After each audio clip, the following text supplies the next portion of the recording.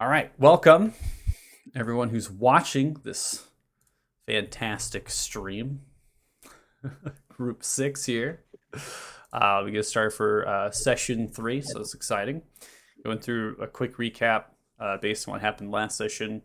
Um, the party ended up going to the lapidary, so you all had traveled to Culvus Lapidary. From there, you had a conversation with the older, elderly, near-death dwarf that kind of spoke about that they had not had any recognition with the particular stones that you were showing them. They did kind of allude that after some talk and speaking that there could be some relation that is far off as far as that relation to potential crystals that Harak Mining Company had given Kova to potentially study. Now, from there, there was a kind of a servant or somebody that is associated with a Duke Umbrian Arillo, and they had extended an invitation for a dinner at the particular manor. So at the with the Duke at the manor, and that invitation, as far as the timing of it all, seemed to be kind of up in the air, if I remember correctly.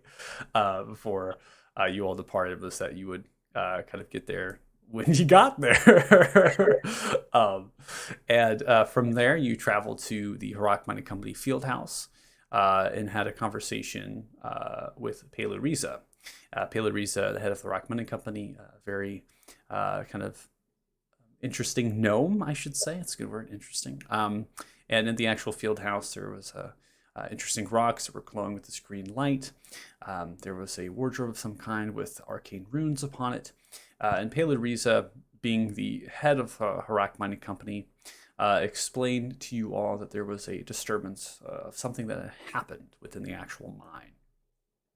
Given that information, there was some negotiations, or at least just for kind of looking through some of the ramblings and talkings of this particular gnome, and settled on a particular value that would be provided, and just gathering, not necessarily removing the threat, but it was more of an investigation and attempting to figure out what kind of is happening or what this is all about, as they seemed a little bit confused themselves in some regard.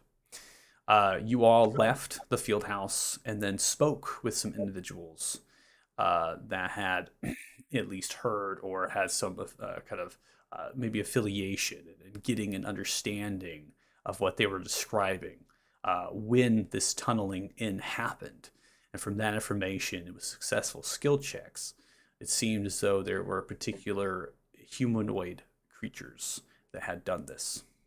Making your way into the mine, you had gone towards the end of the central tunnel, took an annex, and before traveling around that bend into that annex and into the particular map that we're currently on, there were two individuals that had positioned themselves, placing the materials and carts and different debris to form a blockade or a barricade of sorts in the actual tunnel.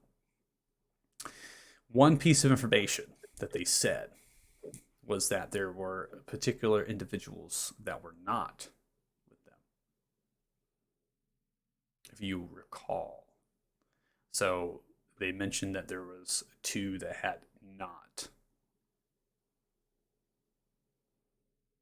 So, Michael, can you repeat that last part? You broke up a little bit for me. okay. So one of the with the half work, when the half work through the mumblings and the ramblings, through the counting of individuals that they were going through, as far as the individuals, there were individuals that had not all gotten out, as far as what the half work had said. Okay, so just Implying that there are people still in here in the mines that were supposed to take away from them. implying that not implying that during the tunneling in event that not all of the miners had gotten out of this particular area that you're in right now. Wasn't it five individuals and three made it out and two were Correct. missing? Yep. Yep.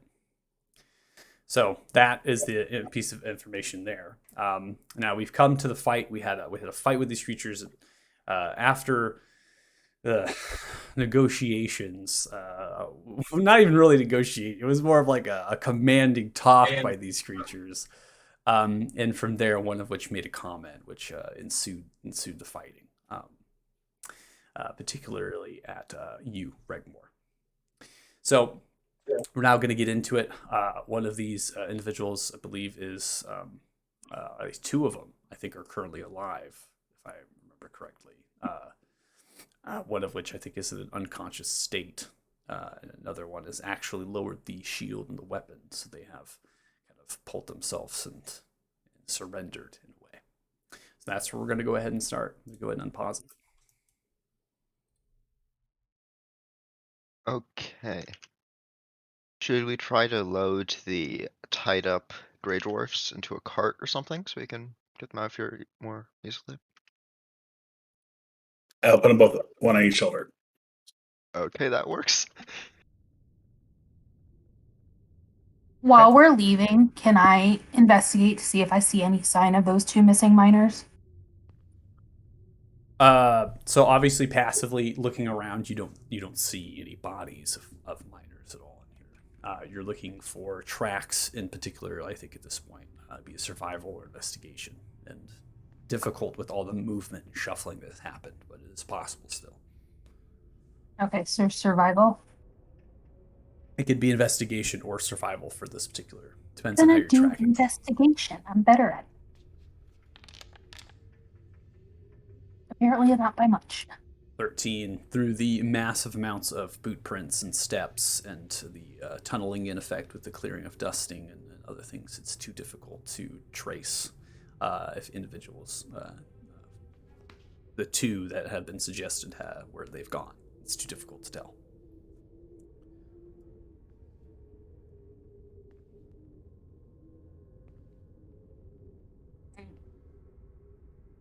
Dirty Joe is currently taking every head that he can off the corpses and roping them to his belt. I am gonna take a look around to see if there's anything interesting that I might want, like, you know, items of value or like books or something that the Grey Dwarfs had with them. Yeah, I mean, looking around the particular creatures, it doesn't seem like they have any sort of material, actual personal possessions at all. None of them actually have backpacks either. They don't have any sort of like adventuring gear or rations or water skins of any kind. What they do have is war picks. They have shields. They're wearing appears to be chainmail armor. They each have the imprintation of that whitish paint, what it is, of this closed fist, either on the shield or the pauldron of their chainmail. Other than that, some of them have crossbows with bolts. The crossbows are kind of dangling down from the back end on these loose ropings and strapping, as well as the bolts themselves stashed into a case of some kind that dangles from the left hip. But beyond that, they don't have anything. They're also wearing the same clothes. All of them. It's black fabric that seems to smell and resembles that of a kind of a cloth, but it's definitely not that. Okay, I'm gonna try to load up as much of the kind of battle equipment as I can. Worst case scenario, if we can't find any buyers that want weapons, we can melt them down to shovels or something. Okay, so I think for the rest of you, obviously at this point you see Zealous is starting to take the armor off of the individuals and gathering the shields and the war picks. This is a long process. It'll take a long time to take off their armor. You plan on carrying all this? We have 3 carts here. If we need, we can cart it back. And I mean, they have. I think we'll get plenty of gold for doing this. This is a lot more work than I want to do. I think we just leave it and go. How much do I think I can get for the raw materials in the war picks and the armor and stuff? In this particular location of Harak, absolutely nothing. Okay, yeah, we're leaving it. Never mind. I kind of just heads. drop a helmet on the ground and just walk away. They might not even have a blacksmith in the town that can refit this armor to anybody that's not a dwarf. I'd like to pull Thea to the side and talk to her. Okay. I know this idea was thrown out a little while ago, but I still have the spell prepared. You sure you want to take these guys out before we interrogate them? I feel like we can get different answers from them here rather than putting them in front of imposing people. You know, they might give a different side of the story. And I could probe to see whether or not they're actually telling something, whether it's lying. I know that's like a little bit your more forte too, but you know, I could give a reassurance on what's going on. I'm going to consider what you're saying. And Oh. call out to Ezekiel and ask him what he thinks. What now? Athala thinks that they can it'd be better to interrogate them here before we take them out of this environment. What do you think? I mean, I'm okay with that. Nothing saying that collecting information that can be valuable to us and sold. You know, I'm not about torturing these people, but, you know, using your abilities that we discussed earlier on people that tried to kill us, you know, that's different than using it on a shopkeeper. Also prevents us from being painted in a certain light by, you know, bringing him to some local and then using a bunch of magic in front of them. You know, it's kind of a cards closer to the vest than not. I would recommend, but Okay, yeah, definitely. I'm for talking to them here, just to somebody keep an ear out down that tunnel. If you hear anything, we got to get ready to go. all right. Well, I'm gonna put him down then. Reg's gonna inspect the collapsed tunnel and keep his ear to it to see if there's any noise coming from the side, any more pig sounds. Okay. Sounds good. I would like to chime in that I have a spell that, if used correctly, may be able to make it so they have to answer our questions, and they have to answer them truthfully. So that may be good if we want to use magic. What spell is that? I don't know what that is. Suggestion. As long as the request is reasonable, I can have them do it, as long as it's not outright detrimental. So I can just say, "Hey, as if you tell us what you want to know, and you say it without lying, we don't kill you," and then they'll probably work. Not guaranteed, but Okay.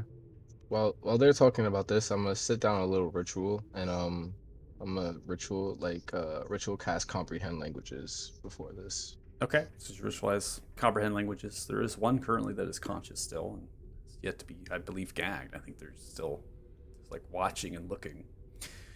Why don't you all just get to the talking? What is this menagerie happening here? Shut up. Knock my conscience still ready to talk. Okay. I love it. That's great. Okay. Oh, it goes to conscious. Probably group them together here and put them just in the center. okay. So can I walk over to the one that's not unconscious and cast suggestion on them? Both unconscious Both. now. Oh, they're both Ezekiel, unconscious. Ezekiel made the one unconscious real quick, so it simply takes a Oh. medicine check to stabilize, but that's it. Both like back to back, sitting on the cave floor here, just unconscious, heads down. At this point, comprehend languages probably comes through for you, Othala. As ritual casting takes about 10 minutes. None of which, both of them are not awake, but it wouldn't take much, just a simple medicine check to see if you can try to rise one of them, whichever one you want to talk to. Anyone here? Yeah, I'll give no, that I- a shot. Uh, Splash some water and see if I can revive him. Wait, how do I roll medicine check? Click the skill. Medicine. Oh, there it is. Here's see what Ah. Dirty Joe would do to get them. Just smack him around in the face a bunch. Hey, wake up! Wait, I'm trying to talk to you. Wake up! Wake up! Wake up! Eyes I rolling. think he killed him. Eyes rolling back in the head, slowly, surely. My head. Speaking in common. Look at that. Yeah, What? sorry about that. You tripped. Oh.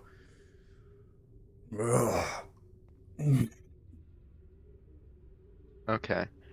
I walk over and now I'm gonna cast the spell. Cast spell. With the effect that if he answers our questions truthfully and with all the information that we ask for, we will let him live. Okay, you see the spell going in. There is slight resistance potentially to what questions you're going to be asking. It might deal harm to this individual.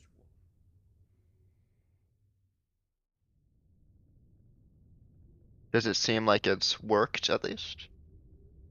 It's all the information that I can potentially give you at this point. The spell definitely went off, but again, it's a very general suggestion. It says do not deal harm, direct or indirect. So at this stage, these seem to be commanded. Again, there seems to be, based on the conversation that happened last session, they are under orders. So Where are you from? Well, Hold on. I thought you had something, right? yeah. Okay. Before you start asking questions, I'll cast detect thoughts on him. okay. Are you going to be probing deeper? Most likely. For right now, I'm doing the surface level, so I guess when we start asking questions, I'm gonna go see a little deeper into his mind. Okay, well, just let me know when you want to do. Like, I'll roll the check. So just let me know when. Okay, I'll just toss a piece of copper right in the air and start detecting his thoughts. What'd you all say? Working My for? head, it hurts. What? Who y'all working for? We take our orders from Prince Grawl Stonefist. Who the hell's that? Prince Grawl Stonefist is 7th in line. The throne. In line of what? Towards you. Can I finish? My head hurts. No. Who does he take orders from? Ask him about that one more time. I'm gonna probe deeper on that one. I'm gonna look at Othala and kind of start not outright saying like no, but kind of like looking at him like don't go too far. Just we don't want to freaking bake this guy's brain like a boiled egg. Bake is right. So yes, who do you work for? Why do you work for him? And does he work for anyone else? Take orders from Prince Grawl Stonefist, 7th in line to the throne of King Thom Stonefist of Jolinja, the Emerald City. And how do we get there? There is no accessible point for surface dwellers before. But now, we have an encampment, a stronghold. So we have tunneled. Can I probe on his on the location of that place? You can probe in the location of the place. I would probably say it's difficult to discern on how this creature is perceiving that place within its mind. That is going to be difficult for you to understand. It's deep within the earth. It seems to be several hours away from here through the earth and miles as far as distance is concerned, and a descent in elevation. But again, being someone that probably is not familiar with tunneling and digging and entrenchment, from the flashes and probes within the mind, you can understand that the place is well built. It's cobbled brick structure that's actually built and supported by pillars, and it seems to be at least 2-leveled. There's rooms and quarters and things in particular. This area it seems to be well defended from the visions and images that you can see. And there is approximately one way that you can get into it that is from this person's mind. Okay. Where does that caved-in path lead to? I'm gonna gesture to the path Othala caved in earlier. That leads to our encampment. That is not our stronghold. Does that encampment lead to the Emerald City? No. There a yellow brick road that leads there. If only there was a breadcrumb trail that just led to wherever you wanted to go. Well, you could be nice and leave one for us, instead of being so mean about it. Will not happen. Are there any obvious weaknesses gray dwarfs have? Like you guys scared of water or something? There's no answer from that. Does not choose to answer. That would deal it harm if they told you their Bro. abilities. I kick him in the balls. Bro, wait, what? Taking No. damage. That's gonna end your suggestion, bro. Yes, it is. I don't care. I kick him in the Zell doesn't. All right. Suggestion ended. That's gonna give me a D. Actually, roll a D4 for me. Why not? See if this.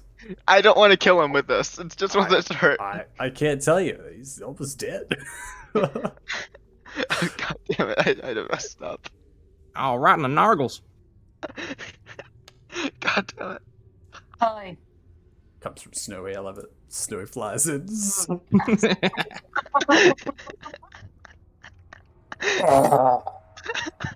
Oh my god. Takes the blow. The groin falls. Slumps over. What was the last Damn, thought in Zell. his mind before he died? Begins to let loose the last life of breath. Well, this is why we captured two. I deeply Could apologize. I mean, This is someone why we could captured stabilize. Oh, okay. We stabilize. Someone could try rolling medicine check to stabilize, or trying to, heal them if they have healing spells.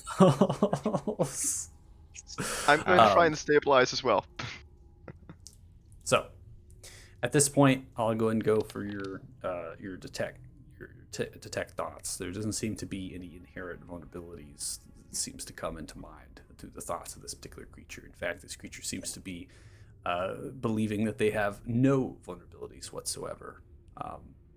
And the description of what has been framed in their mind as far as the encampment, the stronghold at Julinja, is that they are rather defensible and somewhat impenetrable locations. That they pride themselves on that.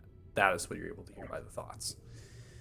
As far as the medicine check goes, Sturgio was first to provide the medicine aid of 14. You're able to begin to kind of recover them, giving some chest compressions.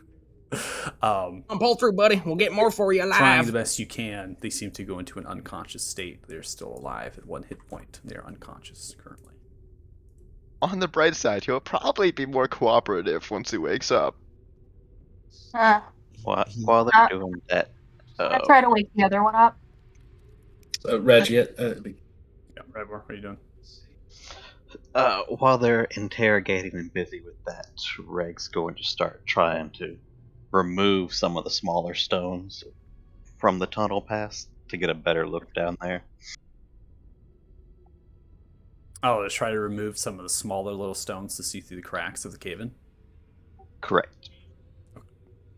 So while this whole situation is happening, you're able to peel through and get your dark vision through those certain cracks and kind of extend through. From what you can tell, is that the tunnel itself is built for a dwarf. It seems to be 5.5 to ranging to 6 feet in height. Kind of begins to stagger and everything. It's rough carved. It's almost of something that's they've been working diligently trying to hollow it out a little bit at a time, and the width of the tunnel is quite wide. It seems to accompany maybe 2 of these particular individuals side by side as they were working their way through.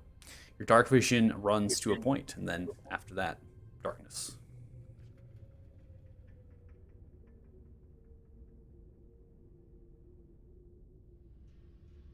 Can I attempt to wake the other one up? You can attempt to wake the other one up. I think for the sake of not having to roll another medicine check, I'll just go ahead and take the time, and we'll have this one wake up at this point. So. Okay, I'd like to ask him where the other 2 miners are. What happened to them? Yeah, you would want to know that, wouldn't you? Yeah, I'm not telling you all nothing. I reach over, grab his face, and point it at his buddy, who now has bleeding balls, and I say, "You want to end up like him?" To the death I will go. To the death I will take. For Clan Okay. Stonefist. I wait, grab can one I- of the war picks. And I- Stop. And I'm gonna push Zell away and glare at him. I kind of like shift back and kind of just like realize I've gone too far and kind of just lean up against a pillar. Just like, okay. Take All it right, away. we're gonna say that one's your prisoner. I'm gonna pick up the one that Thea's just talking to, and I'm gonna just carry him over. Yeah. Thea, you want to talk to this one? Yes, I would. Thank you. And I would like to hold on. Yonder. Do tokens for the sake of it. I'm going to intimidate him in Undercommon. He speaks Undercommon. Yes. I believe you believe so. I want him to. I want you to tell me everything you know about what happened to the miners that didn't make it out. And I'm going to intimidate him. Please be good. Not bad. 15. Okay.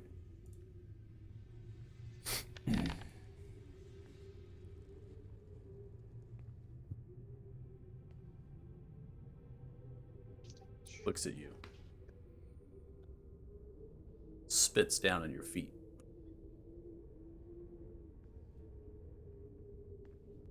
Most likely, they're dead. Can I use my ear for deceit to tell if he's being like bravado and whatnot? I think passive insight is enough to know that this particular creature doesn't know either way. Okay. I'm gonna look up at Ezekiel and just say he doesn't know anything.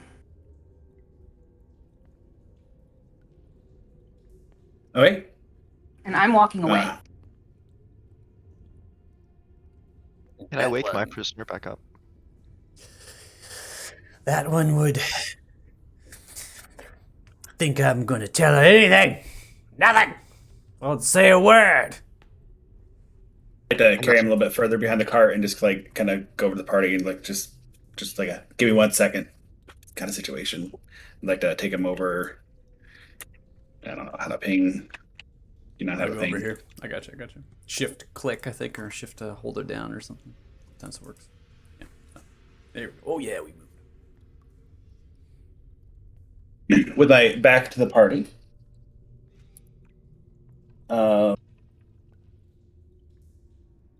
I'm gonna face this creature and take off my mask, and he will see a 4 foot tall reflection of himself there. So gray skin, white hair. But in common, I'll say, brother, they did something with my head. I'm not able to speak our tongue, but are you the only one that's left? What is this? Why are you with them? Did Malram send you? Yes, I was to infiltrate the surfacers to get ready for the next step. I see. What have you discovered? They are weak and poor, no military to think of, vulnerable. Could take this mine, matter of days if we put our mind to it. Only here, remember, to slow down and make them rush. Shh. Surprised. How long have you been undercover? Hidden amongst the weaklings. Feels like a lifetime. Then you have been away from the past for some time. Such are my orders. We have recovered many of the rock mining company's supplies, and people and equipment. Many of the traders who have dared pass have met dire fates. Yet they continue to throw them at us. Prince grows tired. There is one who talks and orders someone from the surface. Marum keeps us still. What one on the surface? Do not know. Only that Prince calls for the throne chamber to be cleared. And those of the most precious of the Magi are allowed to accompany. From them, getting them drunk, they'll talk that this individual is a human.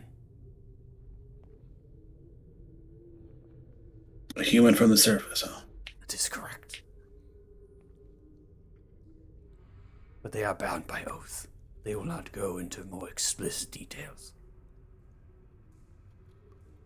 And you never seen them? You just heard of them? He stares and looks at the rest of the people as you're now shaking the individual to wake up. Multiple smacking is happening. Nothing seems to be working over there. This was shaking. Damn it, you have to kick him so hard. He was trying to send a message. Yeah, well, Come on, message Del. received. Yeah, when he wakes up, he will be in a lot of pain, and he'll probably answer our questions. He might not wake up again there, bud. And if he does, he'll have a pickaxe pointed at his next important vital organ. Zell, just take a step back, please. Rather water for a parched mouth. I can't hand it to you, but I'll leave it here by this cart when I get up. I'm gonna say that you're dead. I will fake it then. Give me more information before you do, though. What is it you require? More than I've already told you. Don't you have your own orders? I do. But there's only a couple of us left here alive in this room. What will you do if I leave you here? There will be others. They will come from the tunnel. They'll make quick work of whatever's happened there. And they will retrieve the bodies and myself. Convey to Prince Gross Stonefist what has happened.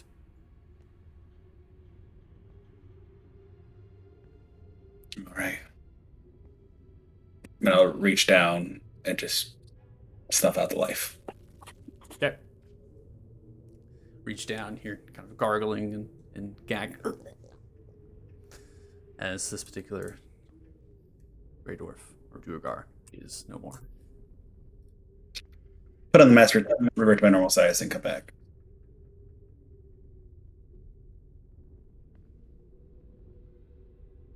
And I will relay everything that the guy just told me. Okay. Should we cut off his head for proof so maybe we can get some additional payment? And also, do we want to booby trap the bodies? Zell, No, wait, wait, stop. wait. You think, Zell? You shush. We're gonna We're coming to keep recover one them. We can kill a few extra if we booby trap the bodies. We're Zell. gonna keep Definitely one take him alive. We're gonna keep this one alive and take Yeah, him that back one we'll with keep us. alive. Now, But like, I'm if getting getting another together, we one can is just- three. Okay. Should we take the bodies as well? You said that they're gonna see the bodies and relay the information. If we took the bodies, would that help foil their plans a little bit? Well, now that we think about it, if they're gonna come back here, it might be more beneficial to not have this place trapped and ambushed. Perhaps one of us send word through the mines to go get Palu and have him come here, and we hold this place. That we've secured this area, that he can see for himself the evidence of the people that we've attacked. We have several hours before dinner.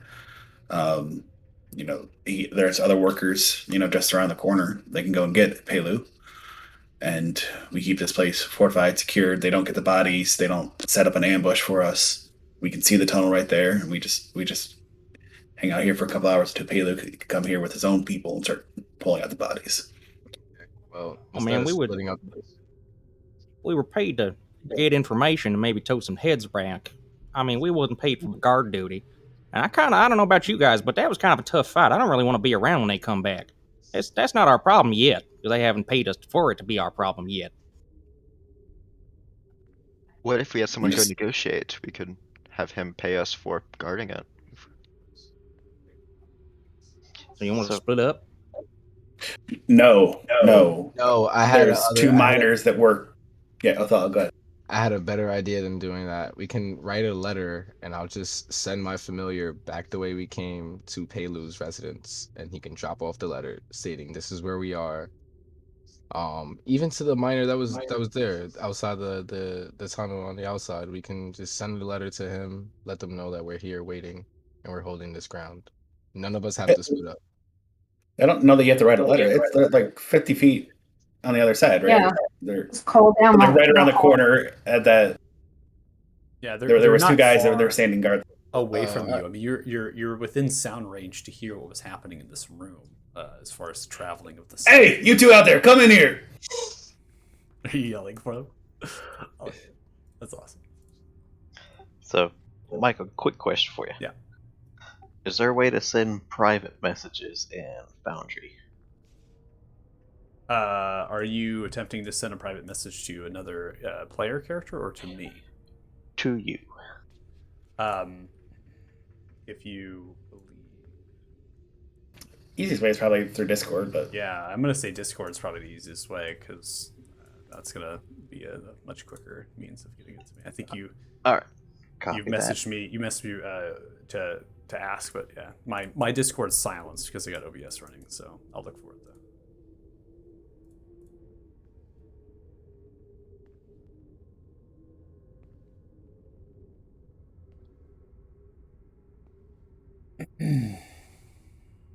Okay. So you're calling for that one down. So you're not sending the familiars. You're just calling for the particular half work, right? I mean, we can still do that. But let's talk to them and have options. You know? Okay. Okay.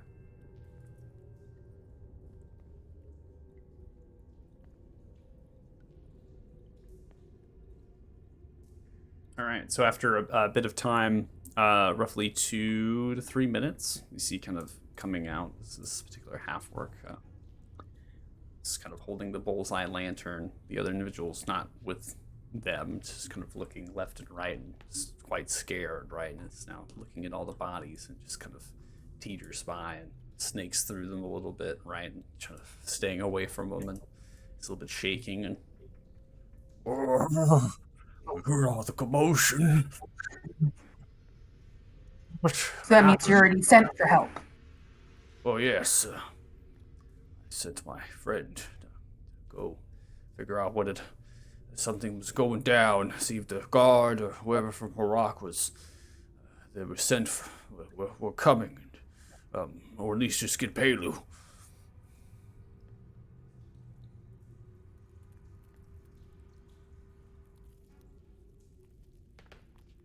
If y'all want to hang out here, I guess that's the will of the group. I certainly don't feel like striking out on my own, so I guess I'm here for the duration. I feel like if I was Haley and I'd send a group of people in here, I'd want them to keep the place secure until my people could. It might be rewarded, and if not, well, we don't keep working for Pelu. But unless other people disagree, No, I'm down with staying here. I agree where the with fuck this Reg plan. go? Reg, Reg? cool. Ridge? Wait, Gonna what move the- up to this miner. I need you to run as fast as you can Yeah. and get Pelu here Ugh. and bring more miners with you. Ugh. People that can wield a sword or a pickaxe to defend themselves. We're not gonna have to fight, but they need to look intimidating. Oh, okay. Go. He runs away.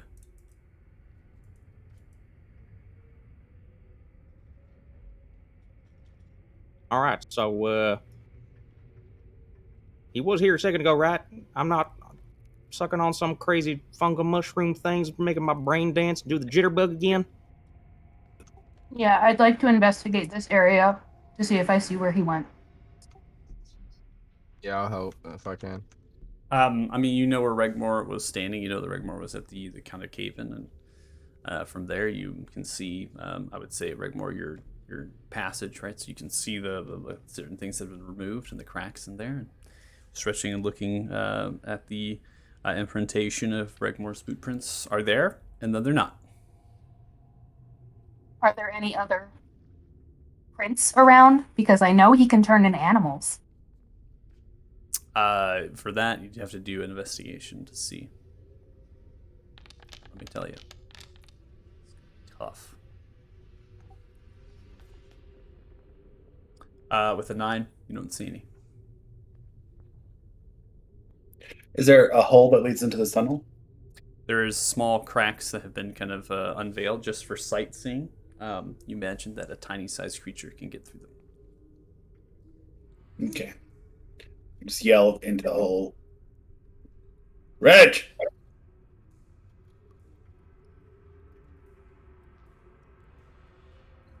I can't talk. Don't worry, guys. I'm fine in Spider.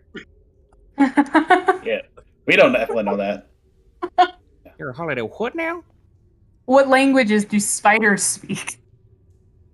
I cannot speak wild shape though.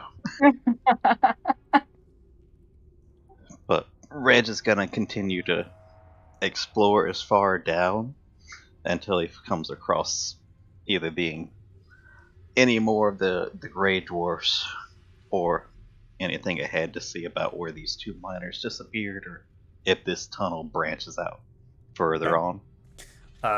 After some time here, you've traveled for, I think, through the conversation of what they were doing and then getting to this point, you have traveled a good distance, imagined to be 400 to 500 feet, as far as your little spider legs can climb. The tunnel itself does not change in really its relative dimensions. It is descending, though, descending at a very intense pace, as from what you can gauge. Enough for a humanoid to walk up it and not have cumbersome. And it continues to be darkness. You've gone, again, a good distance away and have yet to see anything that changes beyond just the tunnel. Continuing Spider Scout mission. All right. Regmore is continuing. So, are you all waiting for these miners to show up? Yeah, I figured. Do we use some deductive reasoning and just assume he's on a scouting mission? I mean, I was gonna try to use one like investigation check myself to see if we figure it out. Yeah, so we didn't hear him at all, right? No, we were talking. We know as people that he was pulling little rocks out, probably to give himself some room. Yeah. Yeah, but that's kind of like metagaming, right? Like I he didn't know. discuss it; Oh. he just disappeared. We're in a hostile environment, so Exactly. I don't think Ezekiel Exactly. would wait. He would just start chucking rocks out of the way. Yeah, But Joe's I don't kind of on know. the same page. He's like, shit, they got I'm him. gonna They try covered to the tracks. explain. Gotta get I him didn't back. see anything. Yeah. Yeah, There's no there's hole look enough to fit now. there's nothing to go off of that Regmore, right? There's just nothing you have. Mhm. No perceptions. You know Regmore was over there. Like, you know that the Regmore was in that position. So we can't metagame this at all. The crack itself that has been unveiled, again, is enough for a tiny sized creature to go through. And you'll remember from the last session, Reg did suggest to Wild Shape to crawl through that first barricade before shrinking it. Can I investigate to see like any like small animal tracks, like a mole or weasel, something that he would like? You can attempt to do investigation. Obviously, Thea has done one. Thea's been looking around. You can do one yourself. Snowy is technically tiny size and is able to go through that crack. Ezekiel, using giant smite, growing large, I imagine. Yeah, growing large, and I'm just starting to chuck rocks out of the way. Yep. I'm gonna back up. because I don't want have to get hit. Snowy kind of poke his head in the hole and see if there's any tracks inside of the hole specifically, so that way he can't get confused with. Okay. Well, so Ezekiel with the 24 athletics, you're making quick work of this, and as you do, you're able to remove most of the rocks, revealing mainly the upper half, and is enough able to get through. Snowy is attempting to kind of investigate, but it's difficult to do that as now the investigation, or the scene, has been somewhat removed. Othala, with even an investigation of 13, you can't see anything. As far as at this point, Ezekiel, as you're continuing to move these actual rocks in this large and form, as your head is almost encompassing towards the ceiling height, as it's caved, right? It's a tunnel in, so it kind of forms downwards, and you're kind of reaching in and pulling the rocks, and reaching in and pulling the rocks. Eventually, it seems though that this is cleared. I'm gonna go ahead and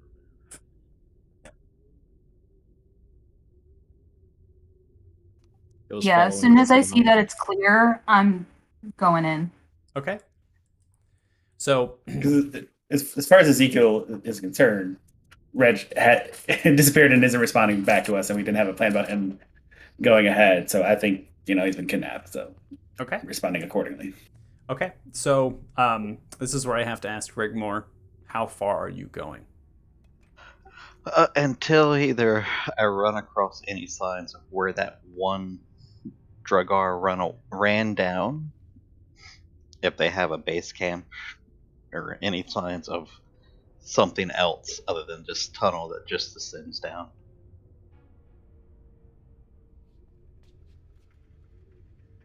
Okay. So Regmore, an hour passes by as your little spider legs are going, traveling and transitioning as fast as possible.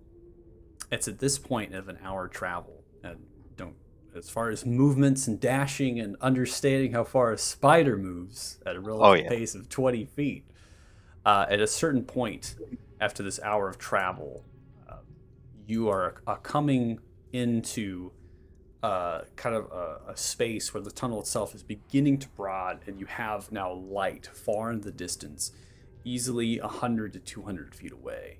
Now, the tunnel itself is still formed, but it's getting slightly larger, and then you're having this glowing of yellow and orangish light. It's at that point of travel that the rest of the party who's dashing as well as you potentially, are able to catch up in terms of footage since you left early. Now, the hour of travel is based on also being difficult terrain for most of the party, given the height of this particular tunnel, and having to navigate through it at a hunched position, versus the spider not having to deal with the difficult terrain. So, at this point, getting into the space, the party, you can hear them. Hear the people behind you trudging through the tunnel, chasing in pursuit. You have been studying the ground as best as you can and trying to figure it out, but there's many boot prints. This tunnel seems to be entrenched by boots upon boots upon boots. And so you're just looking for the one, but you can't seem to find it. And you're trying to figure it out. There's no tunneling exits or twisting or trios or turns. It's just single and unilateral. And at this point, you can see the light, and the party comes crashing up behind you. So theater of mind, we're in the tunnel. Yeah, as soon as I start hearing sounds of them coming down that tunnel shaft, he'll come down to the floor and revert back. Okay. So we're theater of mind. We're currently in this tunnel. We're an hour into it, and you do see this visible light about 100 to 200 feet or so in front of you in the distance. You see now Regmore, the shadow just kind of comes into the space. Regmore, for you, you're able to fit in as far as height is concerned. And you see the rest of the party trudging forward. Wait, you're all Next right? time, can you tell us that you're going to do something like that? You guys are busy talking. And You got snatched. it's easier for me to fit through that. Still, let somebody know, man. There's 5 of us. It was easier to be a spider to get over here than dragging one of you along. You didn't have to. I guess You didn't have to You take could have one just of us. gone, but we didn't know where you went. You looked We busy. thought you got stepped on or something. You thought I was kidnapped, squeezed through that little hole? Oh, we thought they like got you all quiet like, and then opened up a quick little tunnel, dragged you through, and then covered their tracks. I mean, they are kind of good at this whole tunneling business. It's kind of their whole MO. And they Yeah, can so turn you invisible. Become invisible. And move all that debris quietly? Well, again, kind of their MO. I teleported. You remember that? What if something just teleported you away? We don't know this. Also, we don't know if they have druids either. Another spider could have kidnapped you. Be spider. Yes. Well, regardless, buddy, don't do that again. Well, Let's walk and anyways, talk. what have head you back. found? Are we moving back, or what is that in front of us? You see the lights? I think we're somewhat injured. Maybe we shouldn't go exploring lights of enemy encampments immediately. Maybe you should get a tad bit of rest, or like set up some barricades or something. What did y'all do with the other guy? Oh, he's knocked out. We just left him. That's He's restrained. Knocked out, restrained, and gagged. Knocked out, tied up. I mean, I don't know where he's gonna go. Inchworming, and then all the miners are gonna show up. Yeah. all the miners just gonna come back to a room filled with headless bodies and a tied up Grey Dwarf. Well, shoot, guys, what if they kill him? 'Cause We they should start kinda been- sprinting back. Saying we should go back. Yeah, let's go back.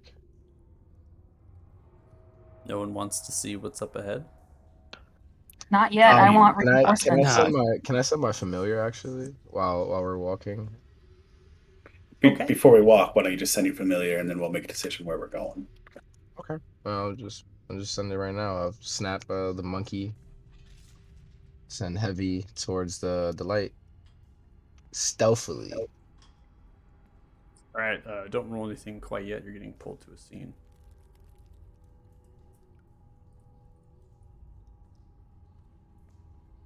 Joe's starting to walk back. As far as he's concerned, we did our job. He wants to get out of this mine, get paid, and then go have dinner.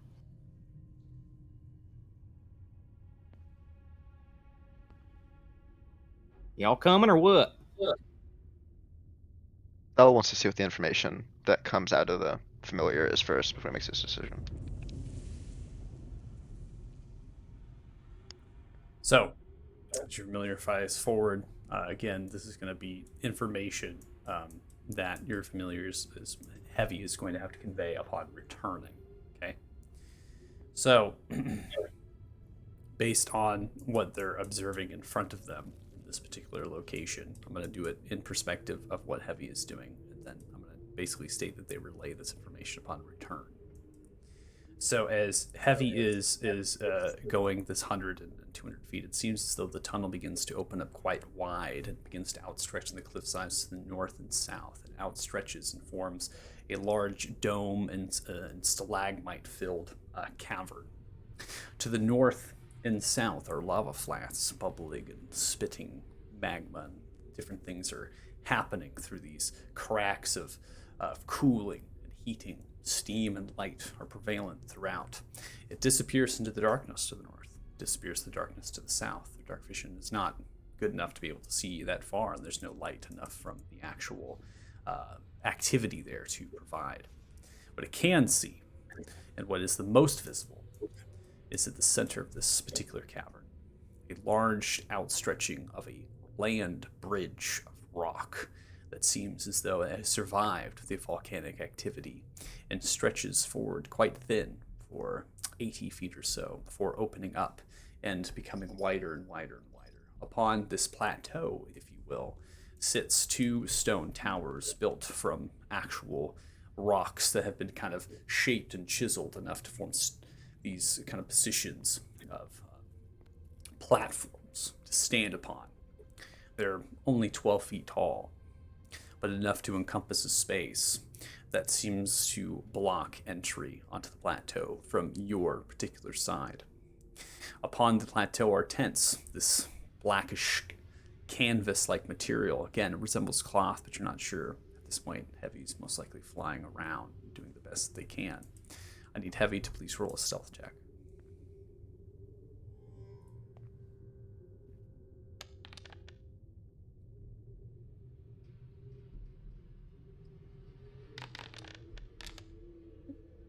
Oh, Thea rolls a stealth. Thea, you're not there.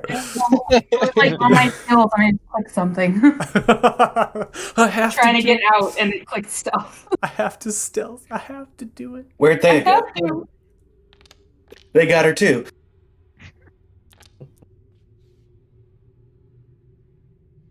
Is Heavy. It makes invisible range of the tents. There are 2 metallic cages. These metallic cages are on the northwest side of the plateau. Inside, there's 2 humanoids with green light dancing from braziers throughout. You can see that these appear to be some of the miners, 2 of which are there.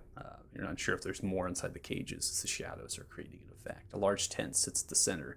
But before that happens, a bolt, crossbow, large thunk into Heavy. Into the wing, skimming it, barely hit it, missing it. As Heavy dives out of the way, stoops low to the ground, picks itself up, and flies back into the tunnel. After a period, I'm going to bring you back into our previous map here to get you off of that one. At this point, Heavy returns, almost nicked by a bolt. Was able to get that much information, but not anything else.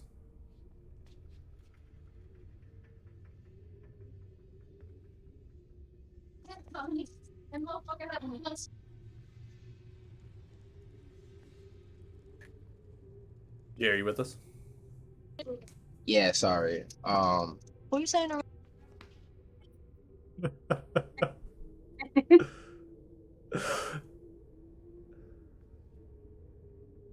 Someone's in trouble. Yeah, sorry. You're good. I had somebody else see. Could you repeat that last part? I'm sorry. So, one of the creatures seems noticed in this particular encampment, noticed Heavy, and a bolt was fired, narrowly hitting them. They dove down low to gain block line of sight, and then flew back before perishing to another bolt. Okay. Well, I'll explain as best as I can. That I seen. I made confirmation with the people that were kidnapped. I seen them in some cages. But also there's a bridge there that is very, very narrow, and it looks like only one person at a time, like a single file line, is able to go and pass it. It opens up to a few towers, and it looked like there was a few people standing there guard, even behind the towers as well. So if we are going to go push past that, it's going to be a little difficult. So we should be very strategic on how we're going to remove the people on the tower first if we're going to enter that encampment. Attacking an enemy fortified position is never a good idea, especially without backup. I think we've done all we can here. I think that in this situation we have 2 things we could go for. We got probably more, but these are what immediately come to mind for me. Either we just book it, we've done our job, it's not a problem, like Joey was saying earlier, or we try to rest up a bit, since again we're sneaking at enemy fortified encampment. I think we should literally be at tip top, because things could go sideways very quickly. And then we try and find some other way to cross besides the bridge, like maybe throwing a rope across and kind of shimmying along the rope, sneak in and get out without starting a fight, as sneakily as possible. Or if we do start a fight, we try and do it when we're already past their defenses, where we can take them group by group without having them all storm us. Or maybe we could just get the Heroic Mining Company to send a small army, but it's only 2 people. I don't think we could convince them to send the entire city guards to save them. I think we need to head back. Let's regroup with Pelu back in that chamber and let him know what's going on, get paid for what we're doing, and see if he's interested in saving the people inside. Agreed. Paying us some more. Oh yeah, that's what I mean. Oh yeah. Severed Drought. Well, I kind of lost my familiar, so I'm sad about that right now. But it's Your okay. familiar's still there. I can vamp him back. Well, your familiar. It did was not get almost hit. hit. Nice. Almost hit. Yeah. Yeah, I no, should- you're, He perished. they fired upon your familiar. But again, we're talking about a flying creature that's tiny in a large cavern. It'd be difficult to hit in general, but a bolt was fired. Okay. Good. So after you travel back at this point, we're going to advance the clock just a little bit. You come into a point at this stage, and it's that they've kind of come in. They're already funneling in at this point. They're kind of looking and negotiating. It seems that there are multiple miners here. It seems a whole trope of them. They're kind of charging in here, led by Pelu from the field house that you have seen before, and they begin to kind of thumb around, looking around, confused, bewildered, scared, frightened, a whole mixture of emotions from the crowd of people as they're kind of waltzing in and funneling in. Pelu sees you all at this point after doing some investigations for maybe 10 minutes or so after they've all funneled in, and they kind of look upon you, all of which, as you tunnel in, they almost frightened as you walk through the tunnel, right? They're like, oh! Like, think that maybe you're potentially what tunneled in here, or more of these creatures that are littering about them. The one is still unconscious, currently restrained and gagged. Pelu. Oh my! That was quite a scare. I was frightened beyond belief. I thought you were more of these. Sorry about that. We was just reconnoitering, being all sneaky like. Well, I was told that we needed to be here. It's very quick and hasty and not exactly explicit in details. I was trying to get information. Yes, Brock we have- just would not say anything. We have an emergency. If there's a possibility of a Grey Dwarf invasion, not too small of a possibility. What do you mean, an invasion? Here, in my mind, these creatures? Well, they have a giant freaking encampment at the end of that tunnel. I mean, they already kind of half invaded, as you can Oh tell yeah, by they all have these already heads on the invaded, ground. you know, like, I mean, with like Oh, a ton of them, not just 10. Like we're talking like tens, maybe even like 100. I will share all the information I learned in the interrogation with Pelu, except for about the human that's been talking to them. Okay. Oh, my goodness. So, all of the missing caravans in the past have been... Oh, no. Oh, such a frightful event to turmoil. Why can't a good gnome just run a successful business? Why does it always seem to come to this? I don't understand. Can't have It's just a success. personality. It's my personality. I take that as kind of an insult, to be honest with you. Wait, has this happened multiple times? No! He's acting like this is a... Okay. This has not happened before. But You're acting like Grey Dwarf attacks are a pretty common thing, though, I have to say. no, not in the at all. I've never seen these creatures before in my life. But there is always a cost to doing business. Always success and frustration and turmoil. I've had my fair share. Used to be studying a wizard in Zoomfear, Chandranar, but it's long past. Such a tragedy. Such a tragedy. I don't know what to do at this stage. Right. So we did what you asked. We cleared out this area, and it's secure for you now. But these doors will be back, so we want to be paid for that job. Then ask you if you're interested in getting your people back. And describe the two people that Athal had described to us. There's two. No one tells me anything around here. Basically motions to the half-orc. What is wrong with everyone? There's 2 in there. They took 2 of them. 2 of my miners? Yep. Maybe more from the caravans before. Yeah, there was 2 cages. I'm not too sure if there's more or there's more people there from your town. I'm not too sure. Taken from the... 2 for sure. The guard is not going to do anything about this. Those 2 are for sure. Good is dead. I can send my lot through. Is anybody willing? They're all just like face down at this point. That's what I thought. Reg, get back here. Hey, Joe, can you go just Leave them down play- there. We're not gonna. Joe, you mind hanging out with Reg for a second? Wait, where is he? I don't have dark vision, so it's pretty dark. I don't know where the hell anything His is. torch burned out. He's like, I can't see a damn thing. That's fine. I can get you another torch here. Hold on, give me a second. Like, where's Reg?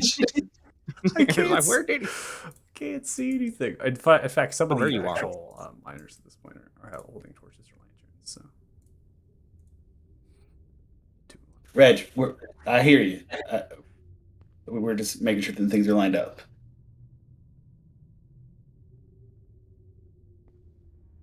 Oh, hey, and speaking of cost of doing business, I think the extra hazard pay would kind of be warranted. This was originally just supposed to be some recon, and maybe an extra like 50, 75 gold a head would be sufficient for our operating expenses. It was a pretty harrowing fight. I do not pay by the head, excuse me. I did not expect anything like this to happen. I am more than willing to compensate for you for your efforts if you're willing to get the 2 that are there. Obviously, I would love for this problem just to go away, but is there any more of a reason that these creatures are doing this? Why are they here? Beyond just stopping and slowing down my operation. We believe they're here in the orders of a 7th prince of the Grey Dwarfs. Yes, obviously they're commanded. They're getting orders here, but why? What is the point? We They would believe Onion rights. that their territory is their territory, and their Also- territory is everything. It's a flask. Oh, No. so parched. Ugh. I have Just an like to offer. pull the flask away from me. Please, I need it. Please. So rude. You'd be Focus on business, and then you can drink. so Where you hot. going, Ridge? So hot. We will save your miners On the tunnel. and get rid of that little lava bridge. How That's- overly dramatic is this guy being? Seems to be sweating profusely. He's exasperating and is having you resemble I would say definitely some traumatic distress right now. Gnomes, I tell you. Look, Pelu, we'll handle this. We'll take care of it if the party agrees, but we need to be compensated for that. So this here was 1,000. What is it worth to get those people back and get more information? See all the miners looking at Pelu, stretching and looks around. What are your Doing business in what the are the field miners house. of your company? What is their life worth to you? They are 'Cause priceless. all of your miners They're- are behind you. all my miners' lives are priceless. They are all worth every gold cent and gold and silver and copper that I have. Listen. Pulls you over quickly, grabbing your hand and kind of pulling behind the pillar really quick. Get out I of don't the way. move. Fine. Quick spec. Listen. Shh. I don't have all the gold in the world. And I think I can offer you 2,000 gold for both of us. 4,000. 4,000 gold. That's I'm not a gold bull. I can. Yes, 4,000 as on much top of the 1,000 gold. we already got paid. As much gold as 4,000 on top of what you. Yes, in addition. Yes. So All of 5,000 total. Yes, 5,000 total. And as much gold as you require. I won't repeat that amount to anybody, but I kind of like look around at my party to see if they're okay with proceeding forward. I kind of give them a nod saying that I'm happy with the terms. I shrug. Thumbs up. I'm trying to stop Reg from charging back down the tunnel. Get back here! We're still negotiating. Palu, you are beyond generous. That is an exorbitant amount. Like I say this very loudly to the other miners, exorbitant amount, and we would definitely appreciate it. We will get your people back to the best of our ability. The safety, and we. Oh, the flask, please. Is it time? Hand it back to him. Oh, thank you. Thank the You should Paylor. have some people guard this in case we don't make it back. I will leave all of the lot here and waiting for the return. And I'll be back. I'll be back. Yes. Best of luck to you all. Also the handkerchief. Best of all luck to you all. Yes. Farewell. Joe, you may want to put out that torch if we're going down. Oh, yeah, I do believe you're right. I'm gonna reach over and touch Joe and grant him dark vision. Oh, I'm okay. Yeah, look at that. Ain't that a fancy thing? Nice. I snap my fingers and Joe's torch goes away. So Prestidigitation. Ooh. Once we're in the tunnel, I'll inform the party that they're going to pay us another 4,000 gold if we're able to retrieve those people. So that would bring our total payday to 5,000 gold. Oh, You know, that's a pretty thing. that's great. Nicely done. So, Reg, I hear your plea, and we're definitely going to do it. But big believer in if you can't get paid for something you're good at, then why not? Yeah, why are you always trying to charge away and sneak away from us? We don't smell that bad, do we? I bathed on the ship. Zell prestidigitations to make everything smell better. You guys never lived in a mine. People go missing. It's not something you want to happen. Yeah, we thought it happened to you. Exactly, that's why we're trying to stick together.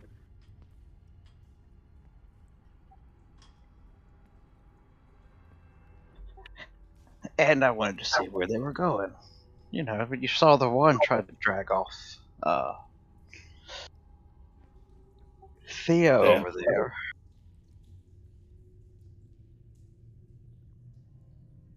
That's even more reason to stick together. Let someone know what you're doing before you do it. I have my ways of getting away. Well, that's fine. So Just do let us I. know If before I'm you do working it. with people, I let them know. Yeah, we don't doubt your abilities, Reg. We just communicate what we're doing. So if something goes wrong, we know where you went.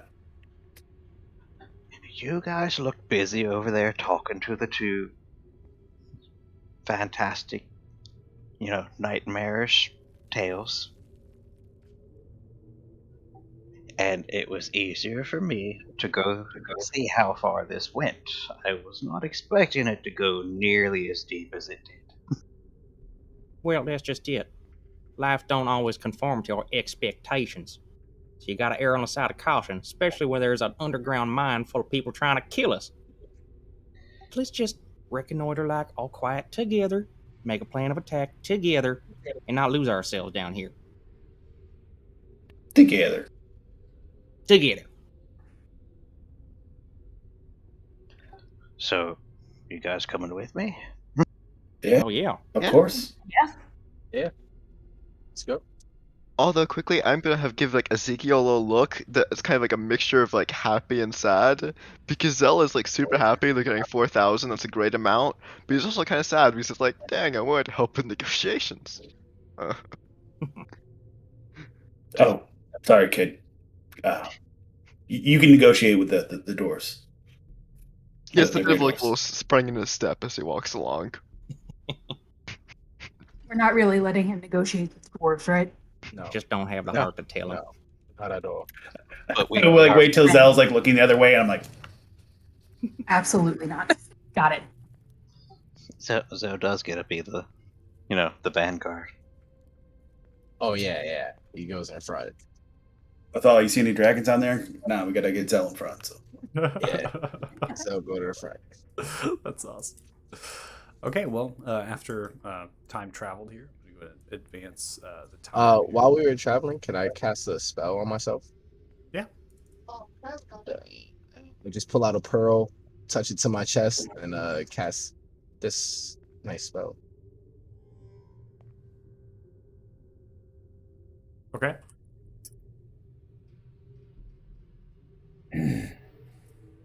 All right, so we'll be adding a D8 to initiative rolls. You're touching yourself with that? Yes, sir. Okay. All right. So just make a mental note of that. No real way to put an effect into that, so I'll remind you as well. After the time traveled, I'm going to go ahead and advance the map, and then I'm going to go ahead and pause it as we activate this new scene.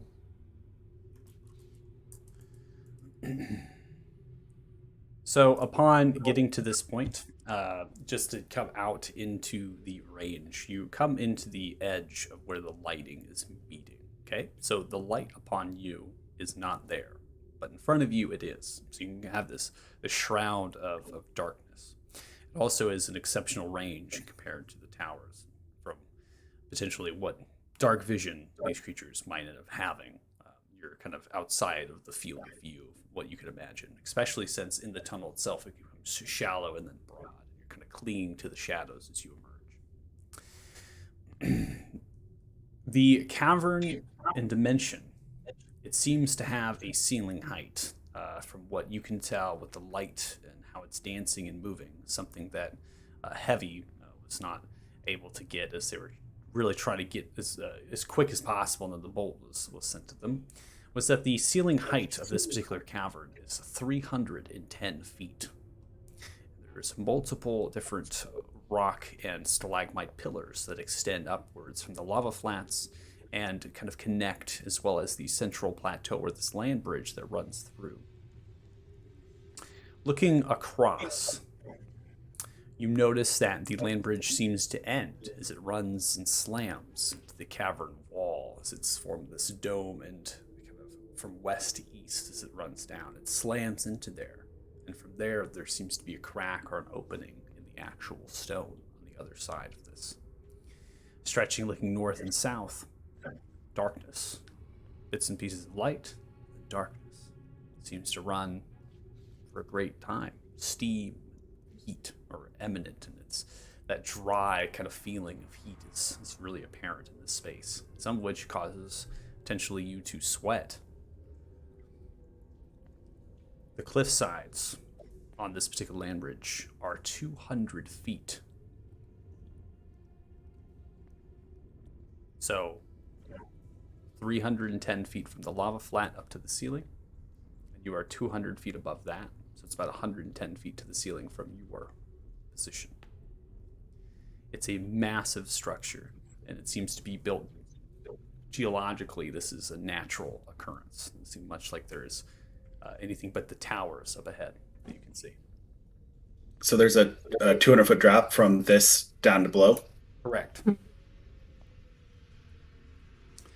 They seem to have used it naturally to cross over the lava flats to get into this particular position. The encampment is built onto the bridge itself. The stone towers that they've constructed are off two stalagmite rocks that they've chiseled down and kind of shaped into towers. Green dancing flames are spitting around. This light seems very familiar to the same light that was protruding from rocks in Peluri's hearth. Go ahead and unpause it. I thought this is where you saw the miners. Yeah, going a little further past those towers, the miners are just behind that. All right, what do we think, group? I don't like the idea of fighting across that bridge. We'll be sitting ducks, and they're all fortified. I could possibly teleport them towards us, but that would take a little moment. I can only do one at a time. I can at least remove the people off the towers. How far away do you gotta be from there? Just under 100 feet, roughly 90. Can you see that far? Is this darkness in here, or is it It's considered perfect. bright? Or No, you have enough visible light that even without dark vision, you are able to see. The light from the lava flats, as well as the braziers with green light, is giving enough. That's an option. What are our other thoughts? Well, how many times can you do that? Can do Because it they twice. definitely hear us. Like as soon as we start hacking on the guy that's right popped up in the middle, they all come running. I could do I it for guess- both of them. We don't know exactly how many are back there behind them. As soon as we kick this thing off, they're all going to come running through. I guess. I don't know, Zeke, could you maybe post up kind of right on the mouth of there and make yourself all giant size and kind of hold them at bay as we try to pick off as many as we can? If we need to do a frontal assault, I can do that.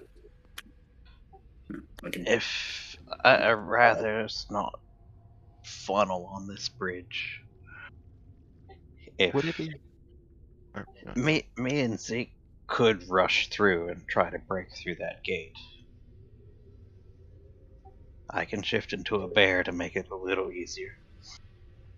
Me and Think Joe could basically take them out from a distance. I You have a think longbow, right? Yeah, that goes without saying. I'll be snapping as far as I can get. I got a short bow. I just gotta be an I 8 think you can feet. take him out in one. You can't take him out in one hit, though, right? We fought him already, so we know they took a couple of hits to go down. So I think as soon as you attack, which is good, but I think it's not like you'll be able to take them both out, at the same time, and nobody will know we're coming. Is there any way that somebody or, one of them animals y'all travel with could sneak behind somehow, open up the gates, and cause some kind of distraction?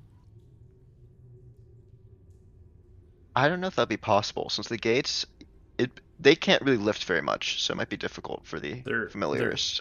There is no gate. Oh. I think you can fixate on a gate. There's no gate between the towers. I think he's talking about the cage door. Is that what you're talking about, or? No, I did think there was. Oh, Yeah. okay. My bad.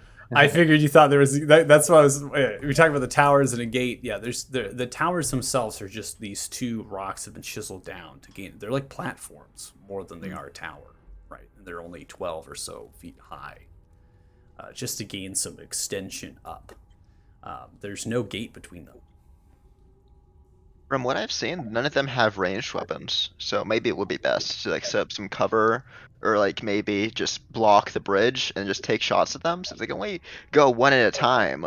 So if we block off the bridge, some rubble or something, so they have trouble getting through, block it off, we could probably have one of our front, more melee fighters fighting them in the front, while the people with ranged attacks just take shots at them without being in any danger. So we think a slow covered advance, we pick off as many as we can. And if they end up hiding behind stuff, we can go into the main area and actually start a right fracas. Otherwise, if they attack us, we hold them off and just pick them off one by one as they step up. Does that sound about right? Does it look like we die instantly if we went to the side of the bridge? Is it all lava, or is there some places you could stand? Down in the flats, Yeah. it is manageable to stand upon them, albeit uncomfortable. There are bits and pieces that are more cool than others. Maybe we It's also could 200 feet down. That's correct. we tie some rope together and try and sneak down, and then go to the side, and then sneak back up. And if we can't get back up, we're 200 feet down, where they can just shoot at us as we climb. To be fair, again, I don't think they could probably cut the rope, but I don't think they have any ranged weapons from what we've seen. I mean, we fought 10 of them. None of them had any crossbows or anything. So. The ones that I we thought- fought don't have any range. Oh yes, there was Don't someone know with a anything crossbow that about shot the those front. either. Athala's familiar got shot with a crossbow bolt. Yeah. They do have. How are they getting the wood for those, by the way? They're underground. How did they get wood? I didn't say that the crossbows were made out of wood. Wait, Also, really? probably from the miners that they killed. I mean, still. Let's not worry about how their supply chain issues. Any other ideas, Reg, Thea? If we want to try and tunnel them, I can grow thorns on the other side of the bridge to hinder them, and they filter in one at a time, maybe. or we block off that advance and they go get reinforcements. I still say me and you could rush through, get their attention while everyone else attacks the two on those towers while they're distracted with us. What if we try to sneak attack? What if we try and like kind of take out the ones on the archers first, without doing anything? Like maybe Joe with his longbow could try and take a shot at them without being noticed. Because if we could take out both of them, like with the element of surprise before like a fight breaks out, that should. I'm assuming that's either most of, if not all of the ranged capability. Then we just hold the bridge. They have to come to us. Or I mean, technically they could just wait there, but then we can kind of just take shots at them without having to worry about anything. It's kind of They can wishful take thinking shots they at only us. have 2 crossbows, though. Yeah. It's also wishful thinking that they're not smart enough to figure out that there's where the arrow's coming from. If there's arrows flying at them. Well, I mean, there's only like what 2 people with crossbows, right? Like We have no We idea. don't know. You don't know that. know that. Oh, We don't even know how many are in there. Yeah. I guess there was one per tower. I was There thinking could be more. 5, there could be 50. We don't know. Why don't we send? So another why don't we crew up get to front? know some more? I have another idea. I don't know if, and I will revert down to 4 feet in size, removing the mask to show a Duergar Grey Dwarf form, similar to the ones you guys just thought, and it's like I can look like them. Maybe Reg, you hide in my pocket as a mouse or something. Yeah, I like that idea better. More information is better. Unless somebody has invisibility or something like that. I have invisibility, but I cannot cast it right now. Well, that's useful. I'd rather not go back into the spider if we're gonna be tangoing with these guys. What's the signal if you get found out where you want us to come in? I think you'll find out. Lots and lots of screaming. Got it. Alrighty, go team. But if you don't want to, go self form, then I can go on my own. That's fine. Say again. Are you like out of wild shapes? Is that I would be if I used the spider again.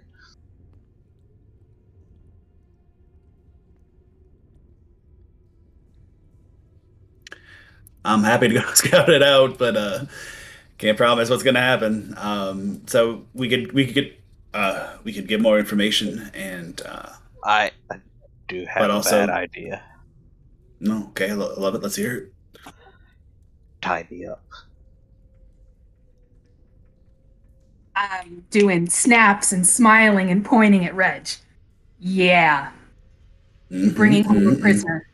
That's going to gain you some clout. And it's a I like dwarf. it. They do not like dwarves. Wait, You there. spoke Well- their tongue. Can you give me a couple words on how to say, "Look what I found," in their language? Sure, I will tell him how to adequately pass off Reg as a prisoner of war. In Undercommon. This way, if Ezekiel, please make an intelligence check. I think that's where they're trying to learn this quickly, phrasing and language. Omelette du fromage. I don't got it. It's a difficult tongue. You speak obviously Dwarvish. I believe is well, you have giant, so yeah, Giant, Draconic, and Abyssal. I'm trying to think, playing off of one of the languages you have as far as like the sounds and the language and things. I don't think No it's- worries. I don't think it's working. I reshape, and I now look like I have my tongue cut out. Yeah, scarring around your mouth would be useful. Like I have been interrogated, but captured my prisoner or my. Okay. interrogator. Yeah. This Oh, wait. way, if things do go bad and you're found out, you're not over there by yourself. All right. So who's tying up Rigmore? Wait, hold on, guys. Quick thought here. Why don't we all go in disguised, disguised as a train of prisoners? Yeah, some kind of slave work detail. Why stop at just one? I think it's more believable that one Duragar caught one dwarf than one Duragar caught 5 miscreants in the tunnels. You have to remember that one also had left. So, Uh-huh. and had been Yep. most likely describing a very ferocious and battle that was ensuing. So, if one dwarf is a Duergar is arriving with a train of prisoners, that would be highly suspicious based on what they observed. Well, all right, fair enough. David, you are muted. Hopefully this will provide enough distraction that the rest of us can kind of like stealth our way closer or stealth our way in. Yeah, we should just leave it to a one-person thing. I agree. Reg, I might have to, be a little rude to you. It's fine. It's fine. It was my idea. Can somebody tie him up so it looks like he's tied up well, but he can slip right out? I was gonna say, can I tie him up so it looks like he's tied up, but he can clearly get out? Like, at least for him, he could get out. Yeah, I think that your checks are high enough to be able to do it. I won't have you roll or anything, so we'll just put the restraints on.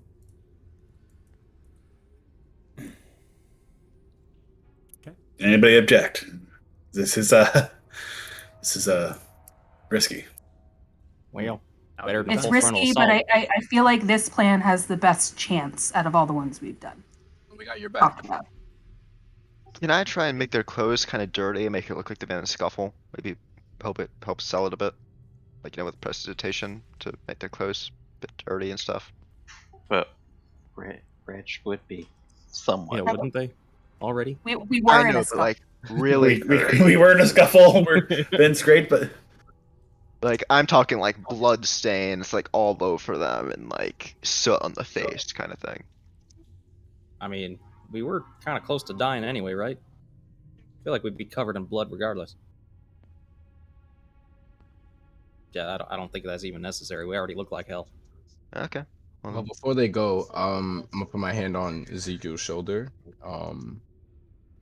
and with the same pearl, holding the same pearl, I'll cast a Gift of Alacrity again on him. oh, thank you. It's lovely, but I don't need a pearl. No, the pearl's not for you. Just you'll be faster. Don't worry about it. It'll hit you when the time comes. Oh, all right. Wizard shit. I just love that we went from trying to figure this out to get help. Okay. So, proceed across. That's what you're doing. Yeah. So I just kind of go and like every couple feet, just kind of like push him on the back.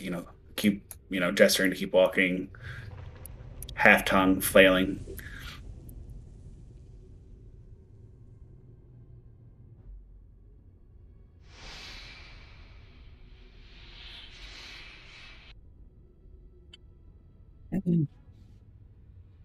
I would like to keep Pause real about quick.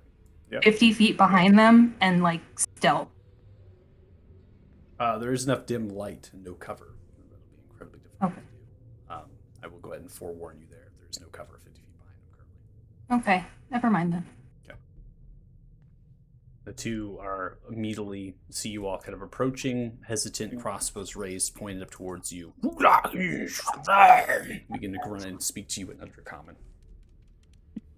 Kind of look up at them and they should see my broken tongue. And ah!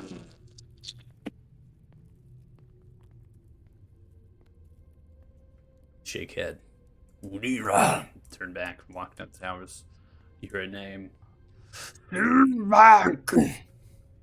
This very hideous creature with a white eyes and a crooked nose and scarred face, holding a small wooden cane and black robes, begins to walk out and begins to shuffle like a penguin as it does. It comes to the edge just right here and grips itself upon the small rocky tower.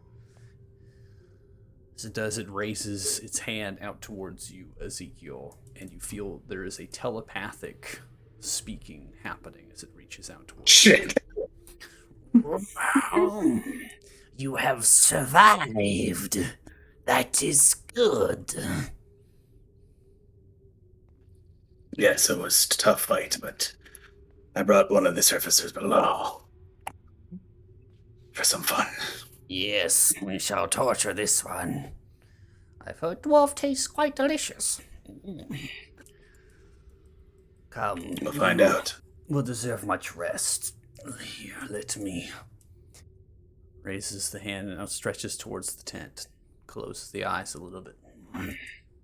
Coming out of the tent is a robed figure with golden kind of shoulder pads, if you will, and the robe kind of comes downwards, and there's undercommon runes upon the robes. As it does, the creature does not say anything, and you see there's some communication happening just by passively, right, noticing that.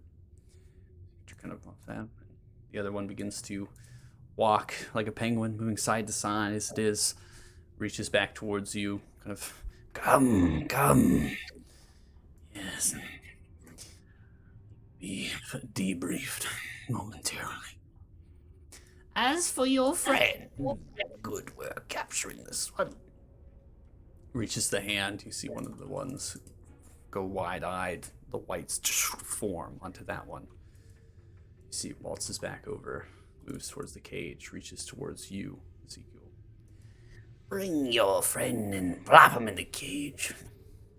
Take whatever spoils of war that your heart desires.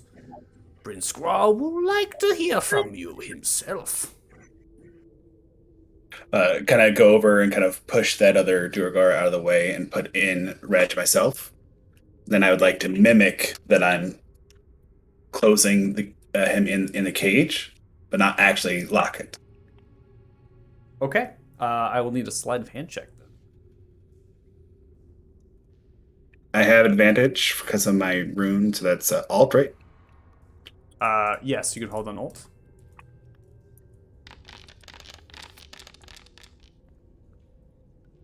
What do you want? Okay.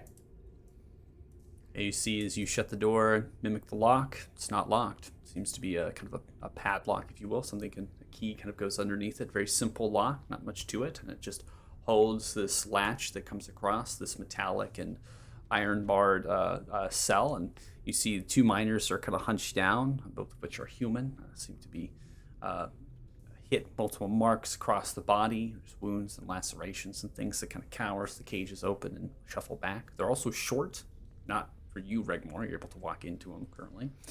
And the door seems to not be locked as it's kind of swung forward. You see the one with the white eyes immediately walks back to the brazier after shaking the head a little bit, walking directly back. Hand outstretches to you again. Yes, well.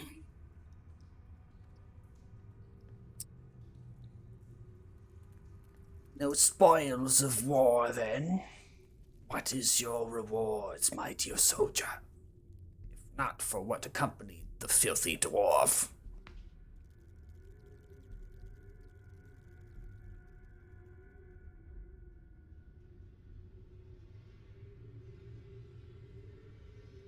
Can you say that again? I'm sorry, my head broke up a little bit.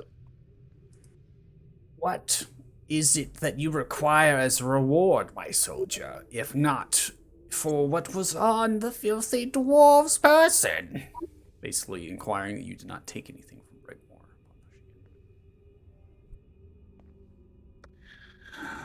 Regmore. To be champion would to be suffice. I have proved myself above these common filth. Kind of gesturing up to the ones on the towers. Yes, you have survived, I imagine, a great deal. After the stories were told of what had transpired of a group of individuals filthy that wanted to file. that wanted to defile our mission. You will be I'd like to be trying to speak loudly enough and oh no, this is telepathically. Never mind. It's Never mind. telepathically. You will go back with one of Prince Scrawl's finest. Yes. You might not have had any encounter with. It arrived just yesterday, and we had shipped here to help out with our endeavors. His name is Cyril Locke. Yes. And you will accompany them with an audience to Prince Scrawl. Will hear from you direct how you survived this ordeal and slaughtered all that reviled Clan Stonefist. Yes. Kind of look around. Where is this person? Can you not see that person right there? No, I can. I just Okay. if I just wanted he to would make not sure, have met 'cause- him. Just wanted to make sure. Yes. Well, he's right here. Yes, 1 second. Let me connect both of you. He kind of tucks the staff and leans down upon it a little bit and holds both hands out as you see now there's a telepathic bond forming between the trio of you. A voice reaches out. Hello. Hello. Have you...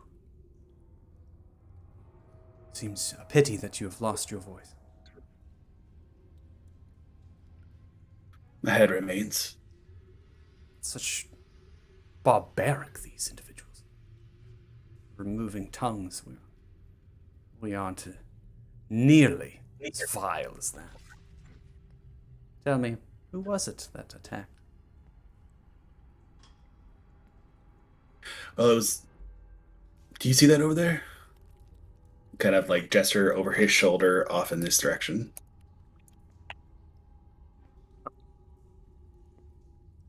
I think I saw something climbing up the cliff.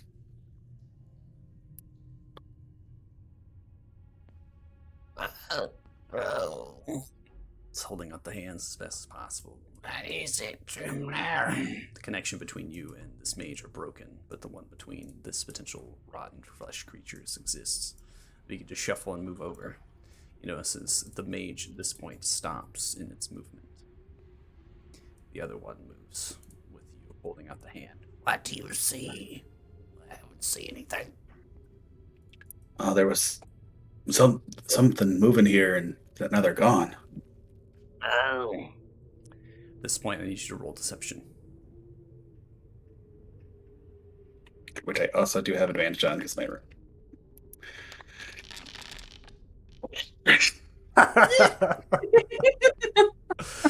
Yeah. You see something down there? Yeah.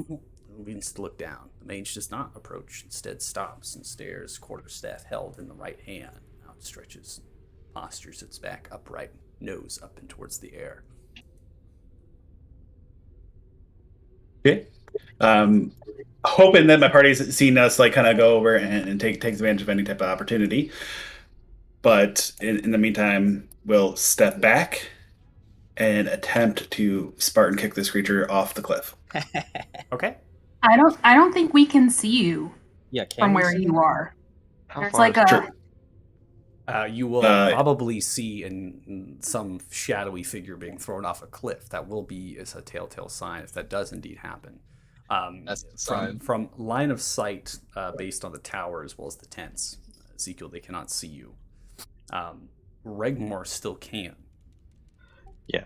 But Once Regmore, you he can still gets- see what's happening. Once I see him moving over there, Regmore would break his binds and throw bark skin on himself before busting out of the door or his cage and going into bear.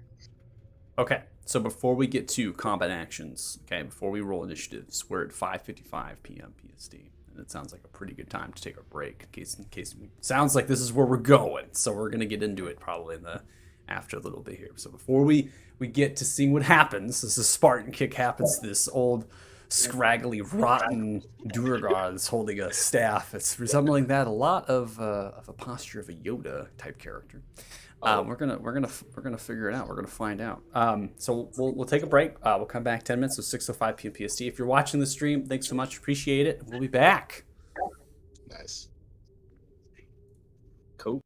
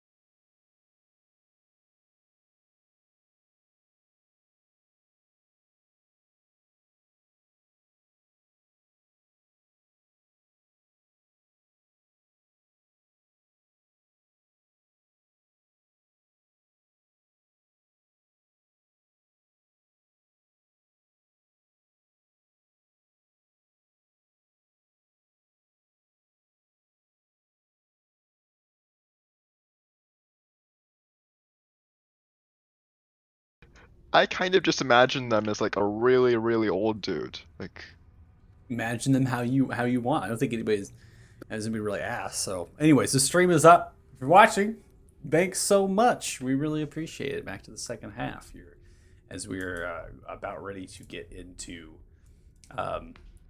kicking a dwarf off of a cliff. Okay. So it's at this point that I will need initiatives rolled. Okay. Now, how this is going to work out is that we'll have initiatives rolled, but nothing is going to necessarily happen until we come to Regmore or to Ezekiel. Now, it sounds to me that Ezekiel, you're the one starting this off. Okay, so Regmore, so you're waiting to see what Ezekiel does, right, before you do what you're doing. Correct. Oh, maybe He might be a mute or not there. I'm not sure. we weren't all back. Oh no. Well, we'll wait. We'll wait just a tad longer. We got to roll initiatives anyways, so we'll go ahead and get through that. I got a 26 for my initiative. You can add 3 to my initiative for a total of 17.14. Guys, I'm really fast. I don't know why my initiatives are so low. I feel like I should. I'm super fast. Just trust me.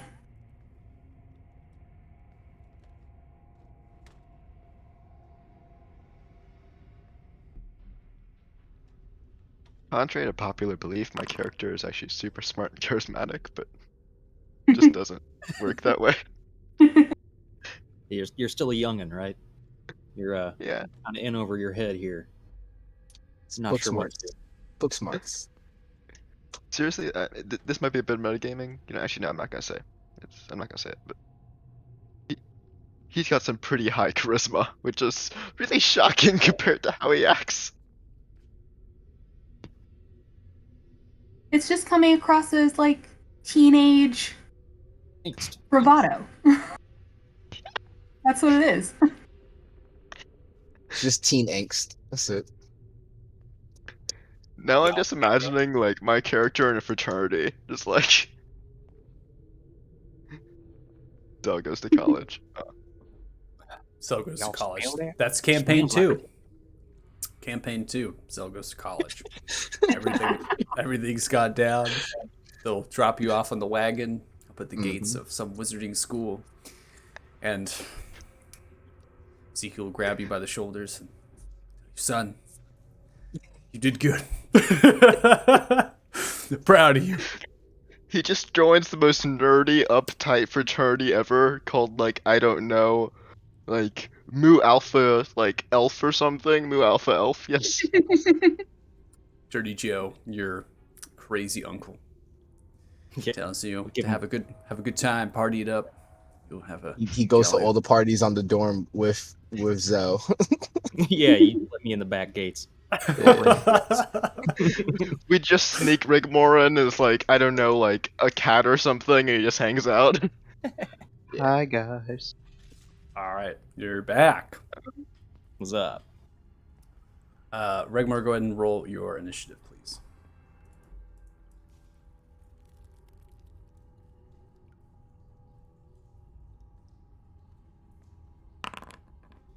Okay. So Regmar, I want to be clear. You are awaiting for Ezekiel, correct? Once I see him over there, and he looks like he's taking up a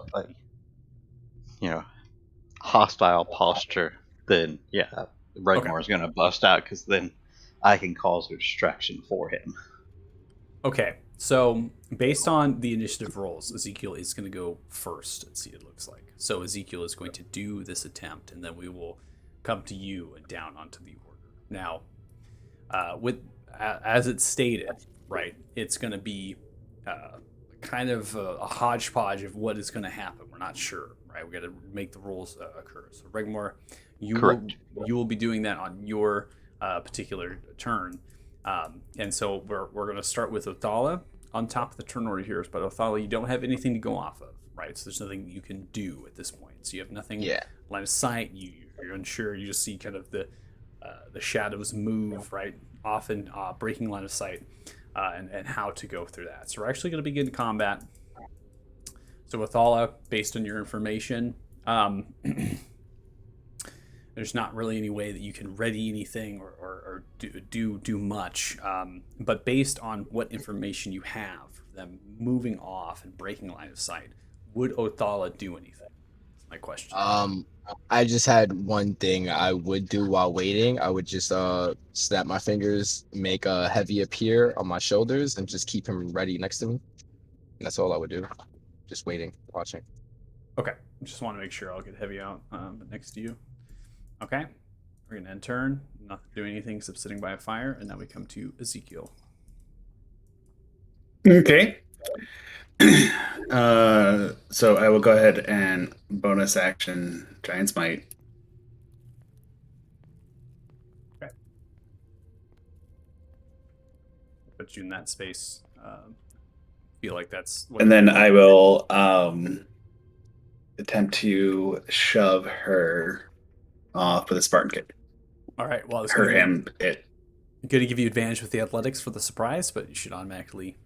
It's a strength based here, so hold on Alt just in case for the athletics kicking off.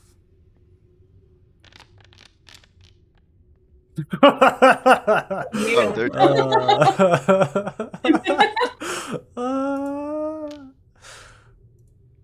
that's funny. All right, so as you grow in size, you see the mage kind of looking caught by surprise. Many of the others in the actual encampment kind of slowly turn. At the split second you do that, you come raise your foot, pressing into the back, kicking with force upon this small statured rogue figure. As you hear,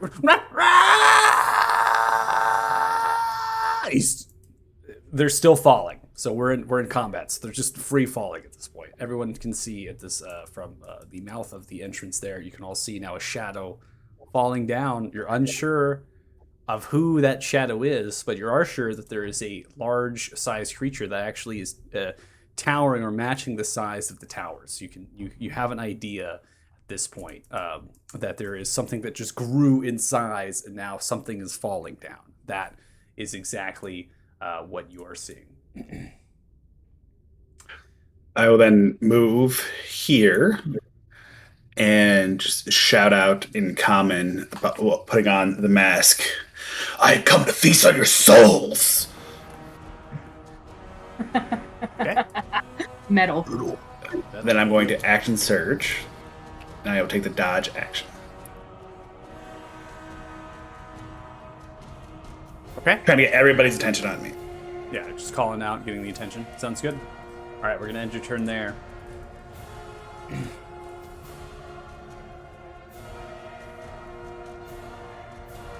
That is a dash to get to that point. Running corner one from the north side, aimed towards you, is running in full speed, picking upon the weapons at the same time. So figuring out the shield and the war pick as they're striding forward. Ending turn, come to another one. This one is going to come on a full dash, rounding around on your backside. So coming on either side as you're running in full kind of mass as you're yelling outwards and stretching high.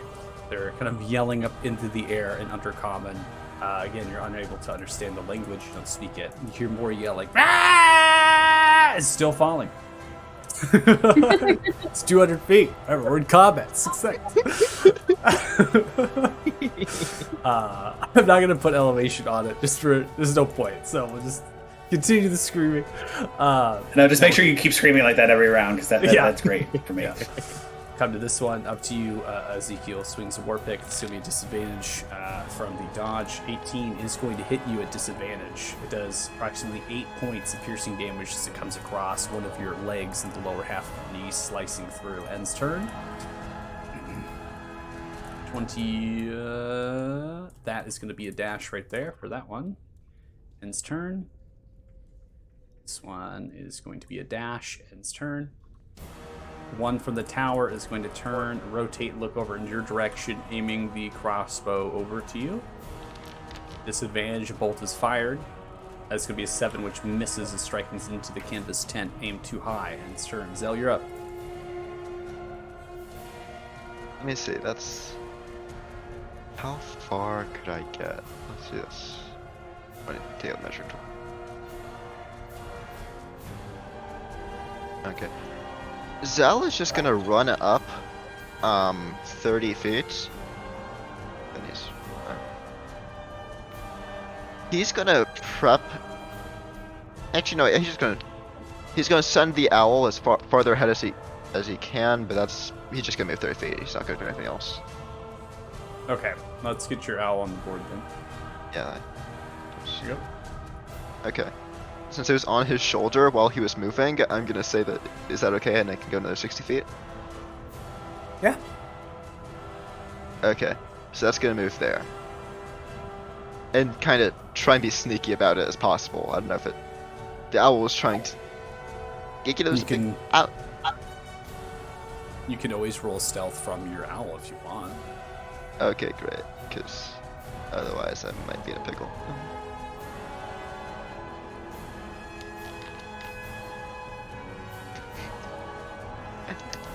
All right, sounds good. Tried. Have advantage though, since they fly silently and all the other dwarves are kind of focused in the other direction. Why would they even notice it was there? The question really is: It's all right. Did they get a perception check at all? Is the question you should be asking. Who knows? Dirty Joe. Who knows? Certainly not Dirty Joe. Another one runs to you from the northwest, comes in for the Warpick swing towards you. At disadvantage, taking dodge, comes in for a 12, which misses. Now grouped together, the northern side begins to form a phalanx towards you, Ezekiel, and so does the south side, so they're beginning to group their shields together as they're kind of forming against you. Regmore, you're up.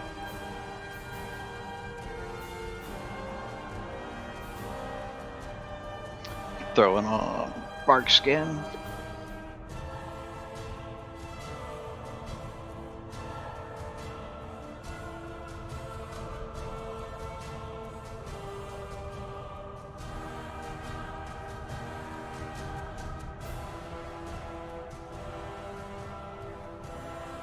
Okay. Moving out of the cage. Okay. See the cage gate just swing outwards. The padlock kind of jimmies and falls off of it. Don't leave us!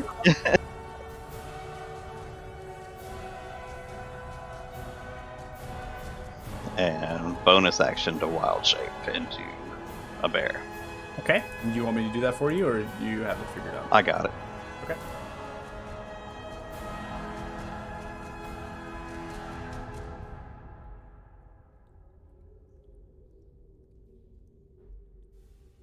And in my turn.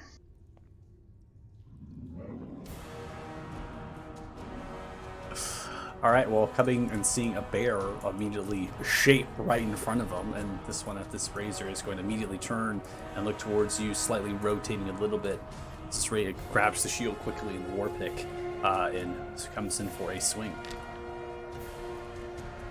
It's going to be a 15, which misses you as it strikes down. You can pull backwards with your kind of paws upright, just a little bit onto the hind legs, and it's turn. Thea, you're up. All right, I'm going to use my action to dash, and then my bonus action to also dash. So I think that gives me 90 feet. That's correct. Double dash away. 90 feet. Okay. Lighter. All right, and that's all you knew. All right, Dirty Joe, you're up. Okay, so I'm gonna dash forward. 30 feet's the max, right? 30 feet is your maximum speed. If you dash, you get twice your movement speed, but that will take your action to do so. Okay. So I'm gonna dash forward 30 feet, and then bonus action, take a long shot against this guy here. Okay, so you're using your action to fire your arrow? Yeah. Okay. Are you going to be activating sharpshooter for this shot? That where it says that I don't get disadvantage for long shots. You are also Go for it. sorry, go on. No, you go. Oh, do I have to activate that that minus AC disability as well?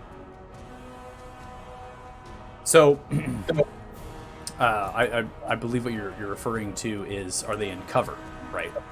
They are technically not in cover currently. They are on platforms. There's no cover that they're provided for these platforms that they're currently on. Your weapon, as a longbow, is in range, so you do not have disadvantage from the shot. The creature's backsides are turned towards you, and they have yet to notice as well, which might lead that you actually have advantage as they are surprised. Okay. In that case, yeah, I am going to activate it. Okay.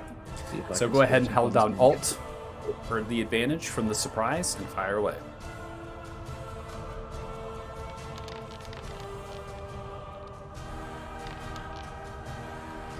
All right, 15. Even without a shield, that is going to not land as it comes through, skimming directly into the shoulder. It kind of comes into the chainmail, splintering a little bit up the chainmail, and flies off right into the distance to an unknown location. Well, so much for that. Is that cool? Yeah. I mean, that's pretty much all I can do, right? You've used your action in your movement. I don't believe you have anything to use for your bonus action unless you would like to do your Slayer's Prey. I mean, But wait, wasn't shooting him? Wasn't that my my bonus action? It takes an action to fire your bow, and your movement. So you still have a bonus action left. Oh, so I thought the movement was the action and the bow was the bonus action. No, movement is just movement, Got it. and then the action is using your weapon. As far as the bonus action is concerned, you do have your Slayer's Prey, but the range for that is 90 feet. And I think you're still too far away to use your Slayer's Prey. Okay, so can I use a bonus action and then just move forward another 30 feet? No, because you'd have to use your action to do that. So in order to dash, it takes your action. Your rogue friend was able to take a double dash because they have a feature that allows them to take a dash as a bonus action. But you do not. You have to take your dash as an action. Okay. Well, I guess that's all I can do then. So, end turn. Okay. Now, turning with the brazier kind of blocking the path, it turns around and looks towards you. Regmore comes in for a swing of the pick, unable to form a phalanx to the one to its left. It does land with the 21 as it strikes down into the side of your right leg as you're slightly standing upright. 8 points of damage is dealt to you as it slices into your fur, taking bits and pieces of it off. Concentration of 21 is successful, maintaining bark skin. Ends turn. We now have another one kind of rounding. This one's taking a dash as well. Comes to this point and begins to speak Undercommon towards the mage character and almost pushes them back slightly, trying to get them out of the way. That is their action to dash. We now come to this one, which the arrow was just fired at them. They now turn around with the crossbow and they fire upon the first person that they see, which is your rogue currently double dashing across the land bridge. That's going to be 8, which lands at your feet as you are on full sprint mode. We now come to the mage that's currently at your bottom left side. The mage is going to use Misty Step as it steps away as a bonus action. Comes across just to the left. I wanted that to their line of sight, right? It has the line of sight of that, of the canvas tent coming, kind of piercing through it, steps through, and comes onto the other side. After that point, it's going to turn around and rotate, outstretching its hand, kind of coming to the side of its friend here. It is going to fire off a firebolt towards you, Ezekiel.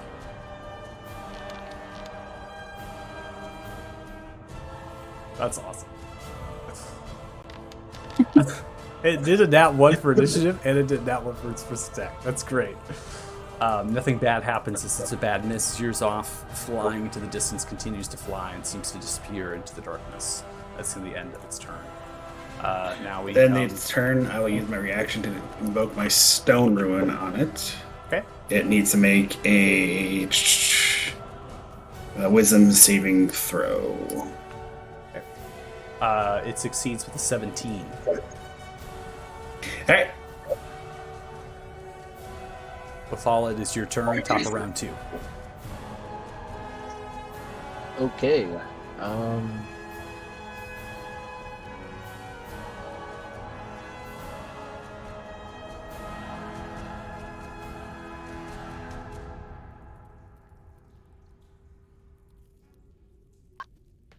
Okay. Well, got nothing else to do. I'll dash. With Dash is your action. Okay. and I'll send. Well, Heavy was on my shoulder, so I'll send him towards Thea and give her advantage on her first attack. So helping her with the potential attack here. Okay. I'm also going to have, at this point in time, I'll have Heavy land on the shoulder of Thea. So Thea, if you move, Thea Heavy will go with you. Okay. Alright, let's end the turn. All right, ending turn. Now come to the last one at the pit. This is going to be taking a dash, filling the space where the Magi was. They now are kind of grouping together, doing the best they can. Now the Phalanx has to be formed in a line.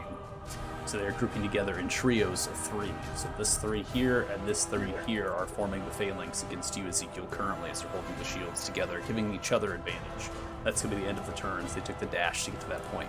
It's now your turn.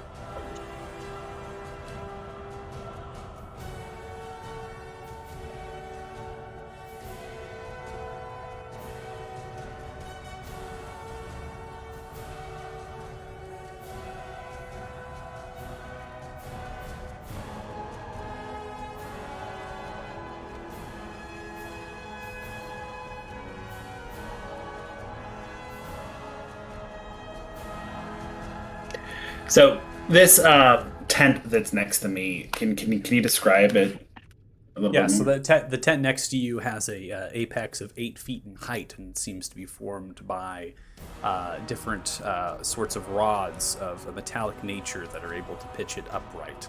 It seems to be stamped together into the actual earth, kind of with pittons, kind of going to the ground. The flap next to you sits. The flap itself is small, stature about 5.5 feet in actual height. There's a smell of fungus that is emanating from it, and this fungus is giving off quite a toxic fume as it's kind of protruding out from it. It's unclear what that currently is. Other than that, it is large in its size from north to south, and it's made of the same material as the other tents around. Hey, so you let me know if I could do this. So as an action in my giant's form, I'd like to try to rip the tent out of the ground and kind of use it as a blanket to like cover all these children. They're kind of restrained and blinded by this tent. So, like, kind of whip it, and I'm thinking like it would probably cover this area here. So I'd like to try to rip it out of the ground and just cover them all. Okay, so for that, I'm going to have you do a flat strength check.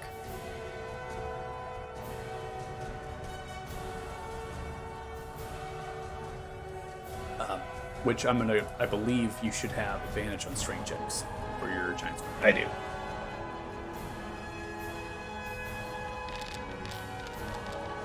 Nice. 23. Okay. So as you kind of rip the tent off the pittons and different things are snapping and whatnot, you set it down onto the space, kind of a large crunch. And as you do it, it kind of begins to fold in on itself, right, from the instability of not having the pittons and things. And you notice there's shouting and movement coming from inside. They are now in full concealment, so they are completely concealed by this particular tent. So everything in the template is concealed. The brazier itself does not seem to be alighting the canvas at all. You notice the flames are hitting it and these other things are happening, but this potentially it doesn't actually emit like a fire, that's, you know, fire effect to igniting thing. Now having this tent removed, you notice that there is a bedroll on this space. The bedroll itself kind of unlaid with mats of different kind of dried funguses and other sorts of bits of material to accompany proper bedding. In the other corner, there is 17 small casks of barrels that are about 3 gallons. They seem to be oozing a black liquid. There is chests nearby and a couple sacks filled with gold. On this particular side is a small round table that's pitched up made of metal with different pieces of dried mushrooms and sacks underneath, as well as 2 chairs.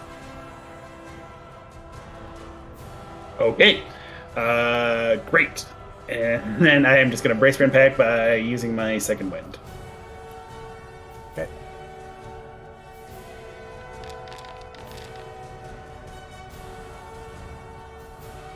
Nice. Back up. My turn.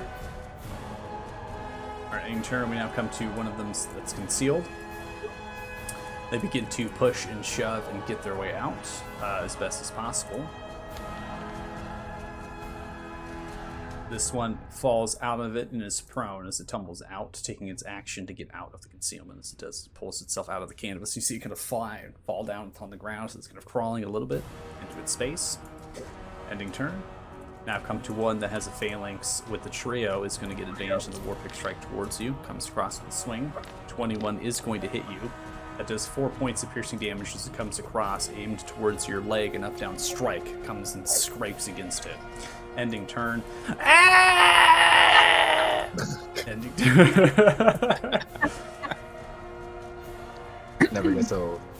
Alright, this one is going to get out onto the side of Regmore, took its action to do so. And its turn, this one is going to come out using its action to get to there and begin to rotate and run around to the other side a little bit before kind of realizing they can run through the tent space that's now not there, and stops and looks and seems confused by what had just happened. Now come to the trio again. Phalanx is formed, coming in for the advantage strike. That is going to be 10, which misses. You dodge nimbly out of the way, lifting your leg. Now come to one that has no evidence but heard the crossbow bolt being fired, is really focused upon this giant bear that currently is existing inside of the encampment. Fires a bolt. We now come to an 18 on the attack roll that is going to hit you. Regmore, you take 4 points of piercing damage as it lands into your hind quarter area up above there. 12 is going to be success. Maintaining. Zell, you're up. I am going to run up another 30 feet, then launch off a cantrip at the Grey Dwarf on the top tower. So that should be within range of a chill touch. 20 is going to land. That does 1 point of necrotic damage as it lands just briefly into the shoulder. Chills just a little bit. It looks towards it. Blows it out. I'm also gonna have Snowy go 60 feet to Regmore and give him the help action. Okay, Regmore, you are being helped by Snowy. You're gonna go and end your turn there then? Yeah, sorry. Oh, you're good. Ending turn, this one is going to climb using its action to get to this point, come around, begin to regroup with the one next to it and focus upon the bear, but again, action to get out. Ending turn. Regmore, you're up. Oh, I was looking through. I know in wild shape I can spend a spell slot to heal myself. I don't know if that's the bonus action or the action to do so. To be able to heal yourself for combat wild shape, I believe. Let's see. Yeah. Just regular wild shape. Let's take a look. I think it's bonus action to expend 1 spell slot to regain 1d8 hit points per level of the spell slot cast. Yeah, gonna do that to burn a 2nd level to heal Okay. myself. Go ahead and roll 2d8 then. You're going to manually do it.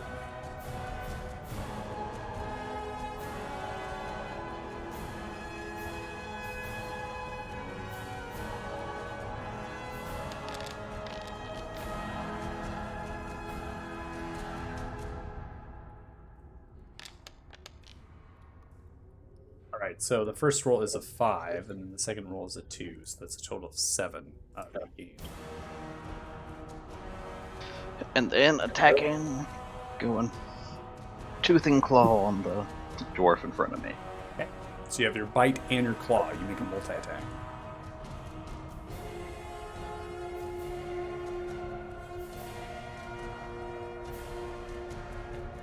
So go ahead. Click the individual bite and then the claw. And you can also differentiate between the targets. So you can go one with the bite, the other with the claw. Depends on how you want to do it.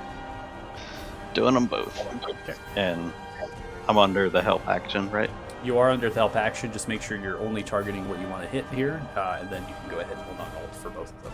Or the first one, I should say, in the series, I believe.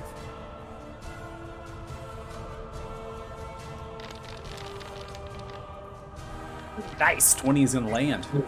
Crunching down, 10 points of piercing damage. As you bite into the shoulder, gnawing away, coming for a claw strike. 12 points of damage, swiping into the tent. kind of raking side to side and clawing down across the chest. And that's my turn. Ending turn. Bleeding profusely from the chest, he goes in for a wild swing towards you. 18 is going to hit you. That does approximately 2 points of damage as it strikes in. Again, just bit and claw attack that comes in for a wild strike towards your face as you pull back. Succeeding on the concentration check. Ends turn. Thea, you're up. All right. I'm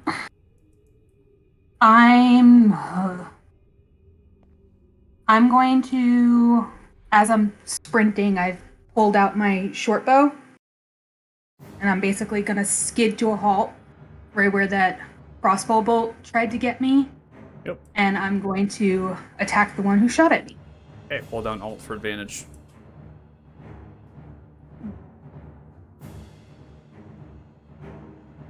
Hold on.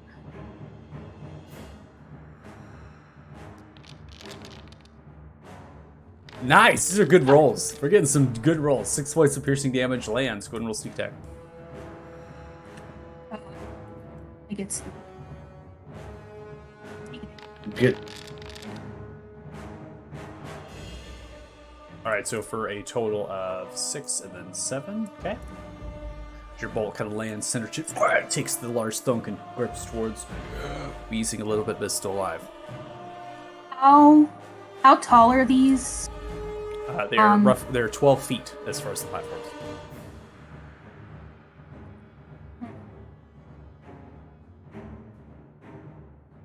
Yeah, I'm gonna run up, like, right here. Didn't move. Right there. Okay.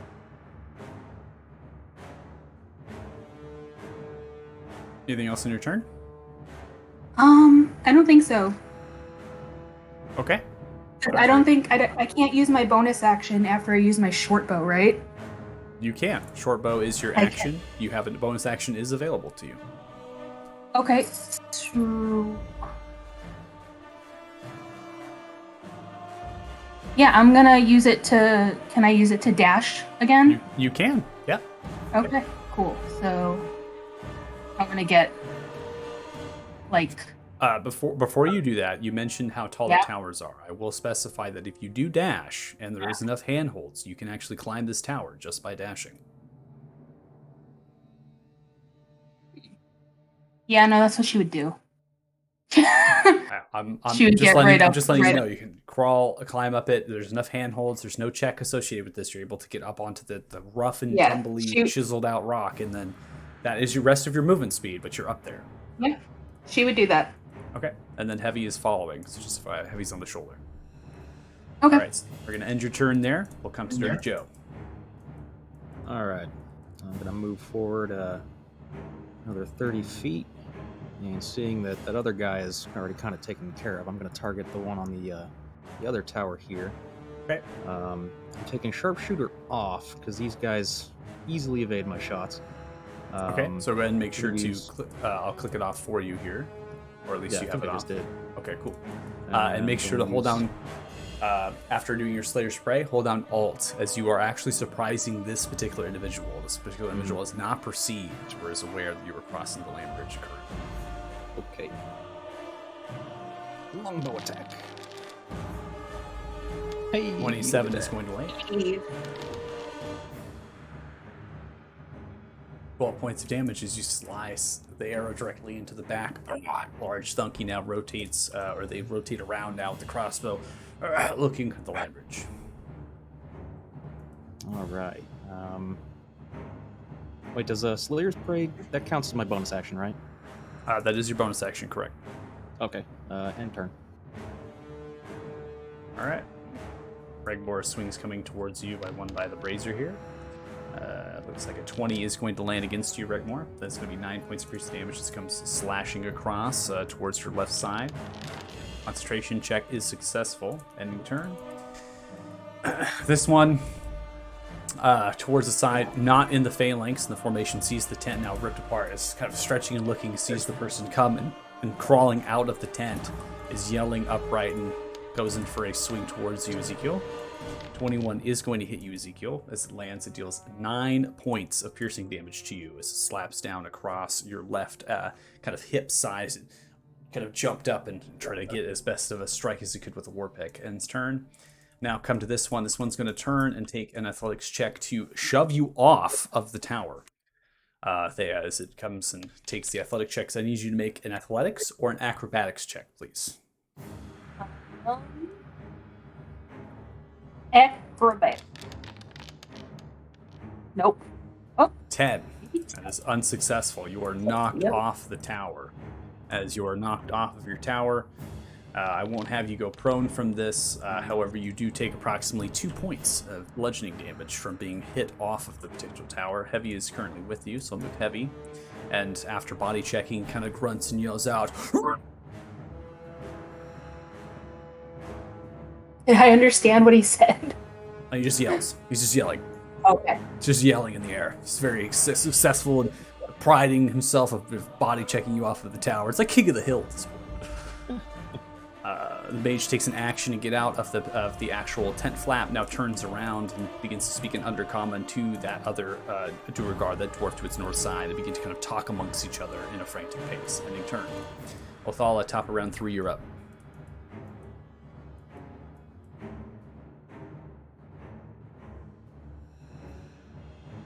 All right, moving straight across. Seeing this guy yell, I'm just gonna point right at him, and he's gonna hear a bell in his head and the cast Toll the Dead. Okay.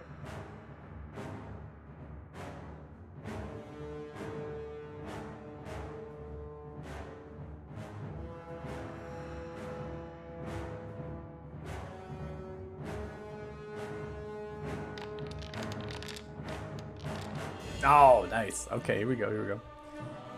That is going to be a failure. It deals 8 points of necrotic damage.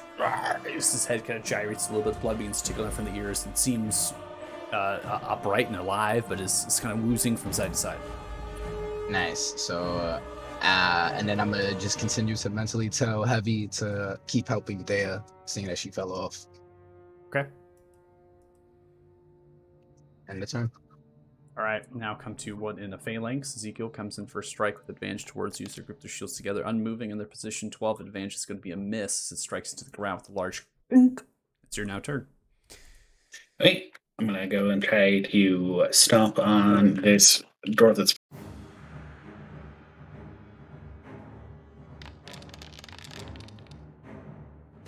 19 is going to hit as he comes stomping down. 10 points of bludgeoning damage as you strike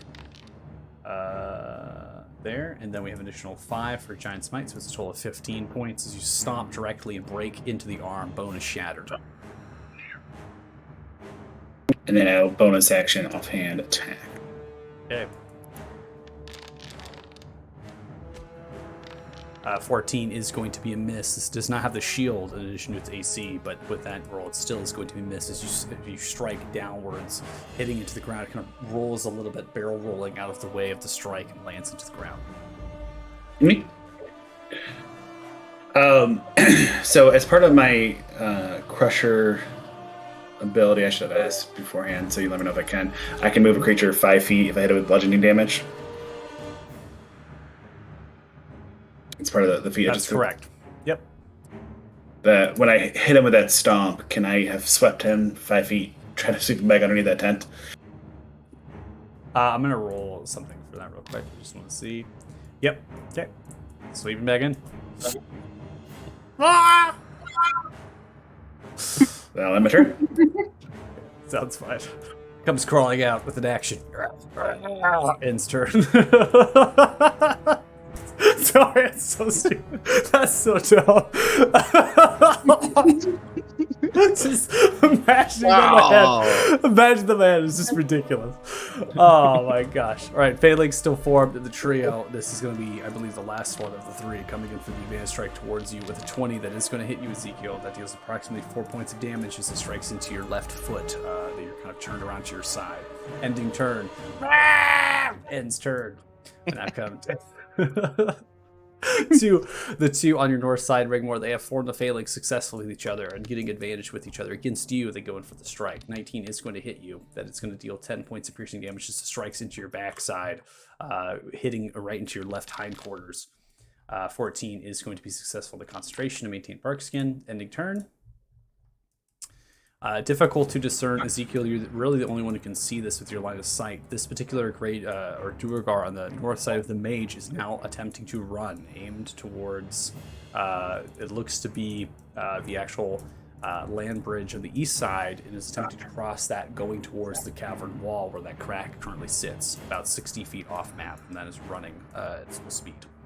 Its turn. All right, last in the trio, as I said, this one is actually going to break its phalanx, taking a disengage as it sidesteps and moves away. It's going to be going 10 feet, then 5 here, and then an additional 5 going into the space for the tent exited. It seems to be pushing past the table and is pushing past, headed for the northern direction. It's unclear what they're trying to get to at this particular time. Now hit. It's going to take the crossbow, move 5 feet, stepping forward, is going to take the crossbow, aim towards the first target that it sees. Othala, you are that. Goes in for the crossbow, firing it at you. 6 is going to be a miss as it lands at your feet. Poor accuracy from these individuals. Zell, you're up. Okay, Zell gives Snowy a look and Snowy flies this way to meet up with him. Okay, that's measuring. Give me a second. He flies this way to meet up with him. Then he is going to run here. He is going to Misty Step. I'm going to Misty Step to this point right here. And then I'm going to be really excited with Snowy helping me out. I'm going to transport and kick this guy off of the tower too. Kind of copying what Ezekiel did earlier. All right. Well, you didn't see that happen, but it's fine. We can go for it. Hold on. I mean, we know he kicked someone off. Yeah. You saw someone fall. Yeah, sure. Go ahead and hold down advantage with the athletics check, please. Okay, so skill.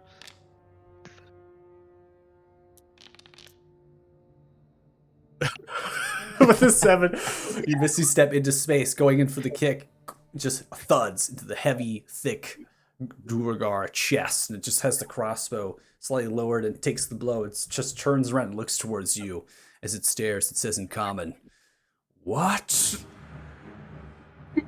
Is that the end of your turn? Yeah, that's the end of my turn. Okay. Get him next, buddy. In phalanx form, these two on your north side, or pick swing towards you. Rigmore. 10 is going to be a miss. From the advantage, it strikes into the ground. Rigmore, it's your turn.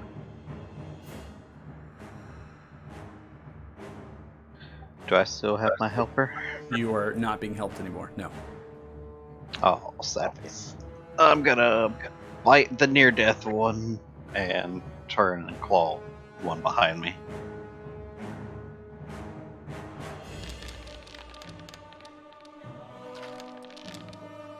$16 is striking into the shield as you bite, holding the shield wildly as the chomp comes down. It does not land.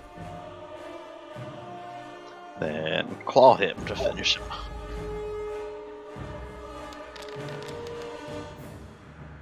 $23, it's gonna hit. So holding the shield to come out of the claws and rake through the legs. 10 points of damage. You rip off both of the bottom legs, ripping them off. They fall off of its body. Gored and bloodied, it falls to the ground dead. And burning a bonus action in first spell slot to heal myself a little bit. Roll a d8, please.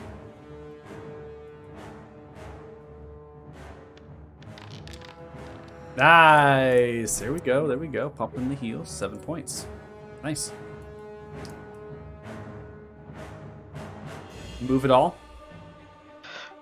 No, because End your turn there then, Rigmore, and we'll come to Thea. Alright, I watched the thing that kicked me off the tower start bleeding from the eyes and ears, I guess. Yeah, As a Toll the Dead. So in front of you... And then I saw Zell pop in and try to kick him. Yeah, and real quick, this is not really a staircase. This is more like a ladder in a way. You're going to have to go like all fours, kind of climbing up it. It's quite vertical, but it's not going to be difficult terrain. It's accessible to get up there. But yes, you see this one. I would look at that I would look at that and be like, he's handled, and turn and book it toward the guy trying to attack Reg. Don't worry, I got So- this. Yep, So, don't worry. I knew you did. I knew you did. So I'm going to do a short sword attack against him. Like, as I'm running, I swing it out. Okay. And I get advantage because Reg is next to him, right? You do not get advantage. The bear does not give you any advantage. You don't get a flank off of this individual as you're not on the back side. If you're at the back side of this individual, if you're in this space, you will have the advantage. But advantage on one attack by heavy by my familiar. And you do have heavy, yeah. Okay, yeah. So I'll do that. I'll use heavy's advantage. Okay. Just kind of helping you out with space and position if we didn't have heavy, right, to explain the advantage. So yeah, so hold on alt on your swing with heavy. Yeah.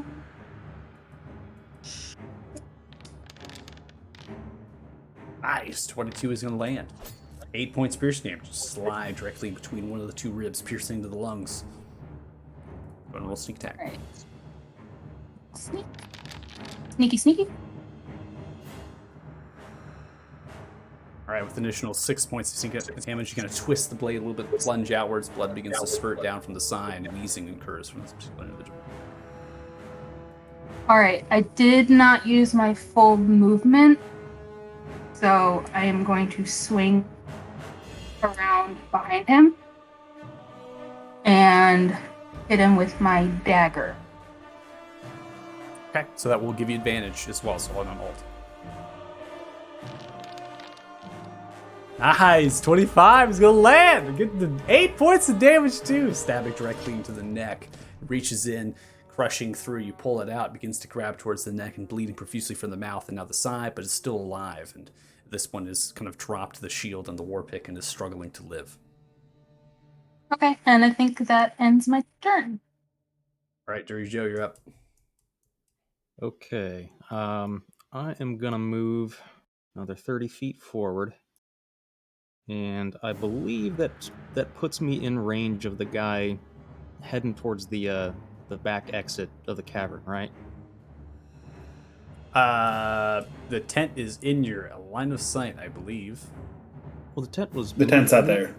But the template, I believe, if I measured this angle correctly, even with the tent moved, I think that person is still in the in that space. So you cannot see that one running away currently. Okay, so much for that idea. In that case...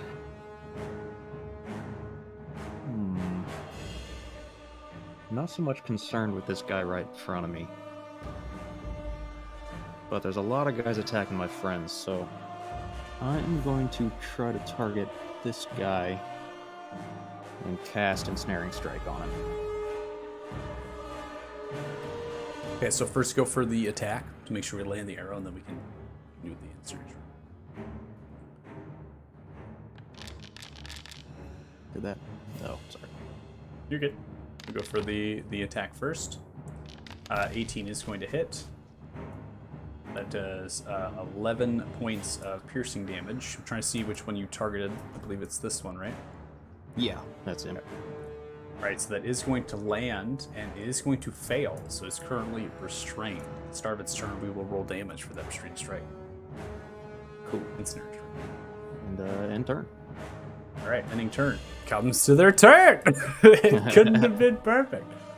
Please make a d6 roll, please.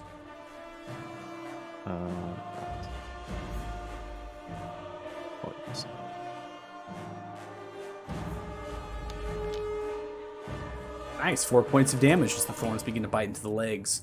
The ensnaring strike that comes out is not necessarily plant-based, it's actually fungi-based, so hyphae and mycelia begin to kind of trace around the legs, and they're kind of puncturing with different sorts of thorns out of the sides. It does not attempt to break out of this particular effect. It's going to continue to go in for the Warpick Strike, a disadvantage from their straight. It's going to be a nat 1. And it's just going to be particularly a bad miss as it strikes down into the earth. Ends turn. Ezekiel, strike comes towards you on your right side. No advantage or anything. No phalanx formed by that one. 8 is going to be a miss as you're able to dodge out of the way of that as it strikes into the ground. Ending turn. This one is now going to turn around to you, Zell. As it does, it says, "I'm king of this rock!" And it goes in for a check to push you off. Please make an opposing athletics or acrobatics check, please.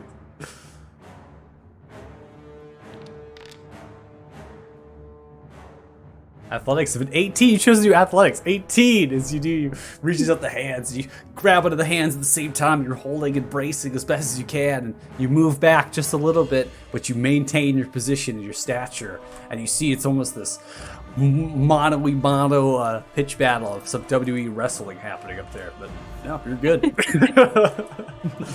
This is how a wizard fights, okay?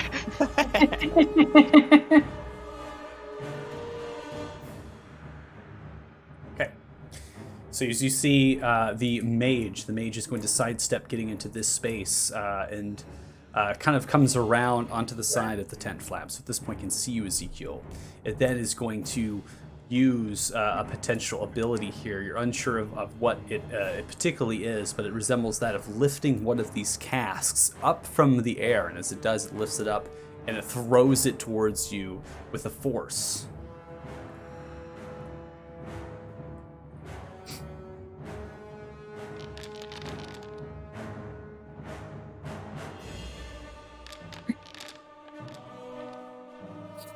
With a 9 fail a saving throw here, you take 10 points of bludgeoning damage as it's thrown about upon you. I need you now to make a Constitution saving throw, please.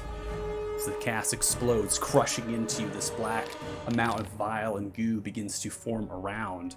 As the 10 is going to be a failure, you are now in a state of poisoned. No damage is taken from this effect, and you're unclear what will happen afterwards, but you're becoming dizzy and woozy, and the smell is nauseating, and it's difficult to breathe. That is going to be the end of the mage's turn. Thal, you're up. I'm gonna look up at Zell, and be like, "You got this, buddy, right?"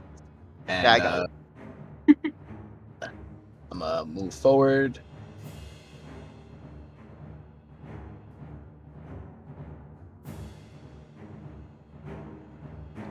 What can I do for right now? I'm going to point at this guy on the other tower, and I'm gonna shoot a little pink ray at him and cast Sapping Sting. Okay.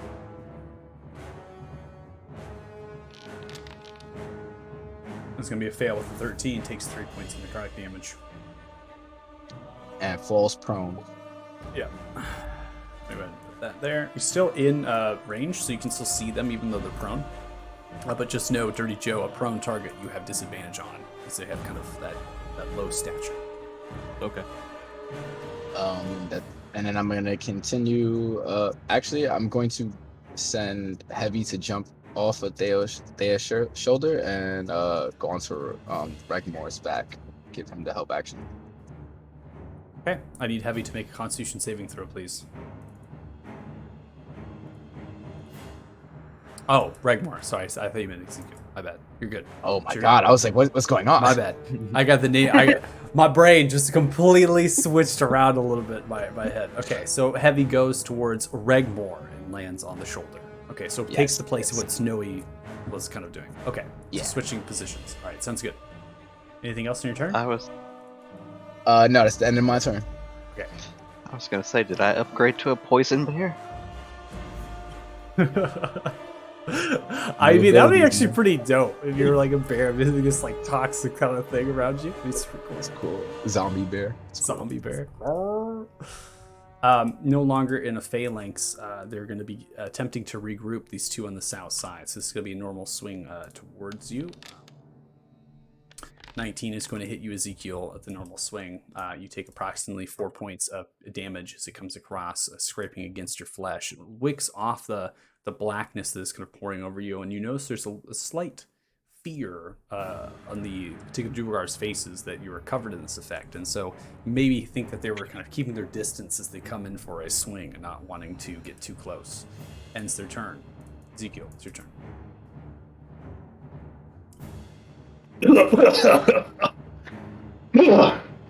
I'm just gonna take the dodge action and try to cough on them in a fearful way. End my turn. Taking the dodge action, ending turn. Come to the one that is sprawled out and prone. Is now going to take half its movement speed to stand up. Comes in for a swing towards you with the pick. Disadvantage 8 is going to be missed as you nimbly dodge out of the way again, kind of biding their time here, not wanting to get too much of kind of close to you in their swings. That's going to be a nat 1. As you see it swings through, it kind of misses, and much of the goop that from your actual dodge flings on to this particular one, and it is poisoned as well as it's flinged on. It kind of gets coated with it and kind of hugs and shakes a little bit. It's kind of grumbling. We're almost there. Breaking formation of the phalanx is this particular one as it turns towards you, Thea, seeing you've completely destroyed its friend. It's going to rotate around and kind of motion to its next friend here to get out. 16 towards you, Thea, is going to hit as it strikes the war pick. 3 points of piercing damage is dealt as it strikes, skimming into your right quadricep. End's turn. This one's going to continue to run using its entire movement speed at a dash. Climbing forward, this one gets towards the barrels. As it does, it grabs one of the casks. Dives prone out as it begins to crawl underneath the tent flap. I'm also going to mark this one just with a charm to show that it has a barrel in its hand. Now come to one that is prone after taking the sapping sting. It's going to do half its movement speed to stand up, looking towards you with all that just decided to do that. Takes the crossbow and fires off towards you. 9 is going to be a miss as it fires into the stone just to next to you and kind of wipes the brow a little bit. It kind of grumbles and yells at you. Zell, you're up. I am going to try and push this guy off again. Didn't work the first time. This is just FYI. Just try again. Okay, I'm actually not gonna have Snowy help me. I'm gonna have Snowy head to Rigmore, so I'm gonna do this alone. Okay. Acrobatics this time. Is that okay? If you're going to attempt to shove, it's always an athletics check. If you are the okay. receiving of that shove, you have the choice. Okay. Damn it. Okay, Snowy goes through. 21. The athletics check to oppose as you got him in reach and kind of claps into the thing. Kind of looks. Continues to push you back.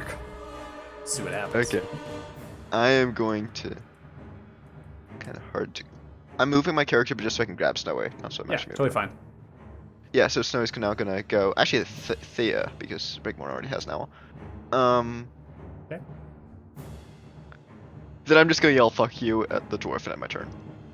All right. It's at this point in the fight, I will state that many of you can see that Ezekiel is covered in some sort of black, toxic goo of some kind, is dodging multiple strikes, and is swaying side to side, and is surrounded currently by 4 individuals. So I will give you a prompt there. Now we come to a particular creature here that is broken phalanx. It is severely wounded. It is bleeding. Its weapons are dropped.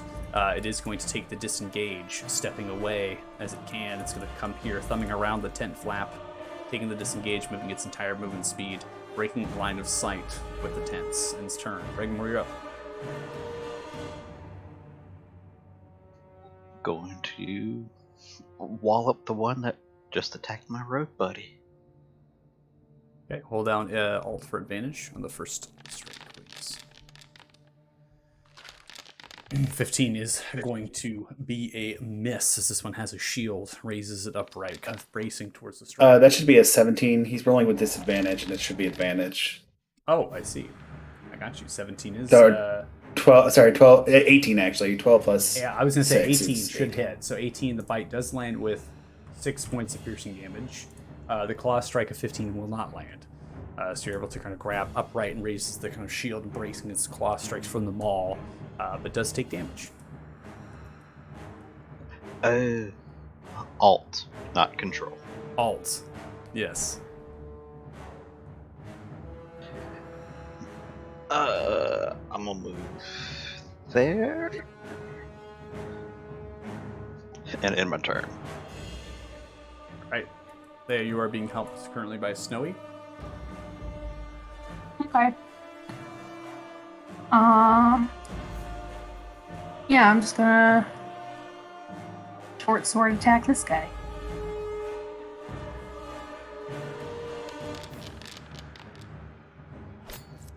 .23 is going to land. Nice. 10 points of piercing damage. Roll for sneak attack, please.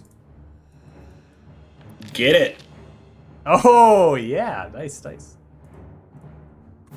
So 9 points of sneak attack damage as you come across, stabbing. You see directly through the chest. You stab. See breathing, blood's pouring from the mouth, barely alive. Alright, I'm going to attempt to finish him off with my dagger. Okay. Now, the positions we're in right now, are we flanking? So would I have advantage or is it just No, regular? no, just regular. No flank based on the fact that 10 is in position. Smack is on. I'm gonna move over one so that That's we're fine. flanking. There you go. Hold on. Alt.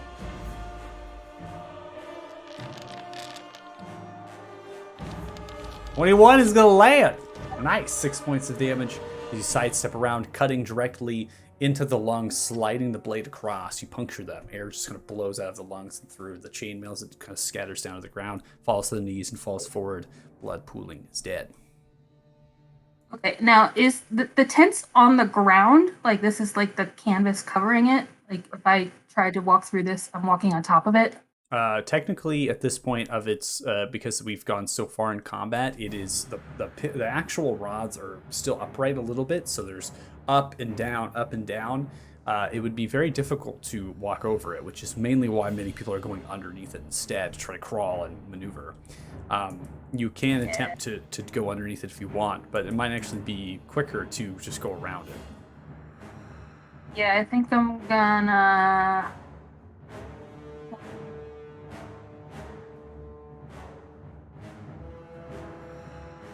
I think I could get right on the opposite side on the one that's behind Reg, right?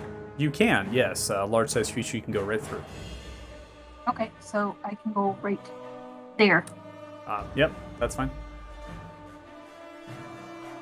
Alright, and I'm gonna end my turn. All right. Drew Joe, you're up.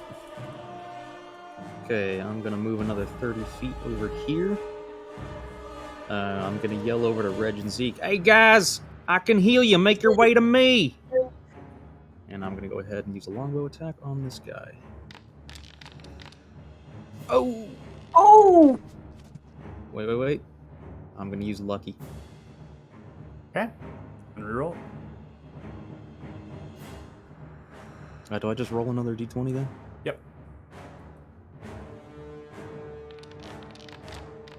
Haha! Better. Nice. Let's go ahead and get damage. So go ahead and roll a d8 for me.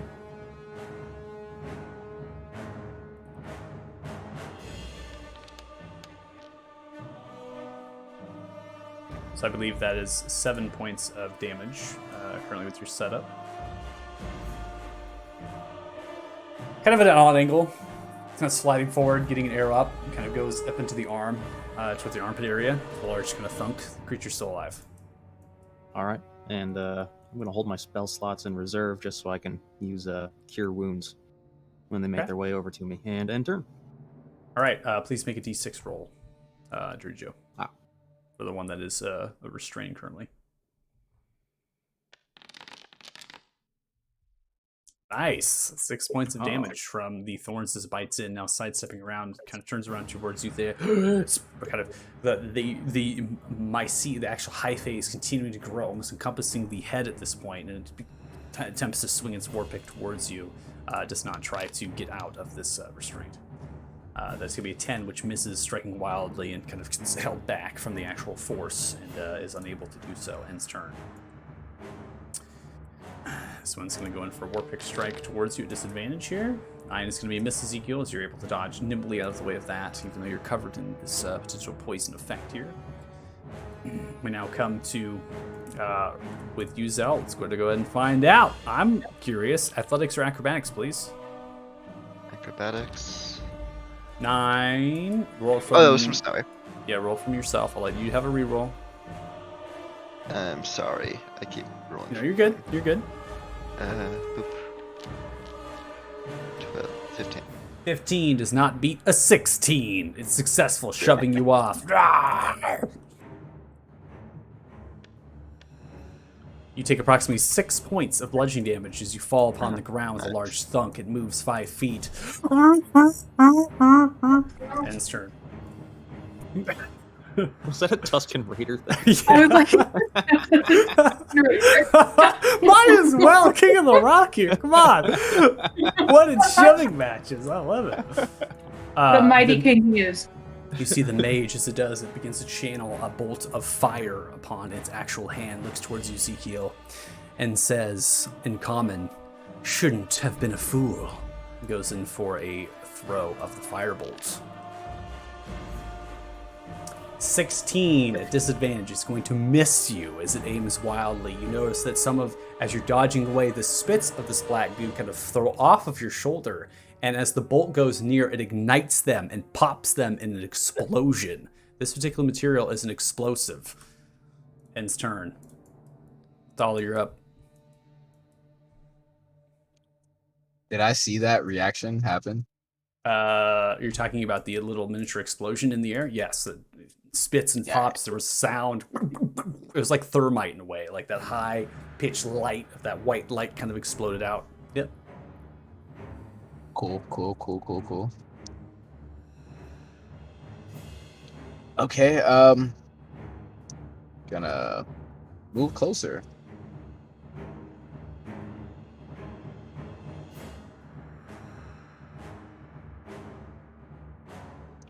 Do I notice any of these dwarves by Ezekiel wounded? That's probably too difficult to tell, I think, at this point with how much chaos is happening in the fight. Alright, well, I'll just aim at the one closest. Okay. Past Dea over here.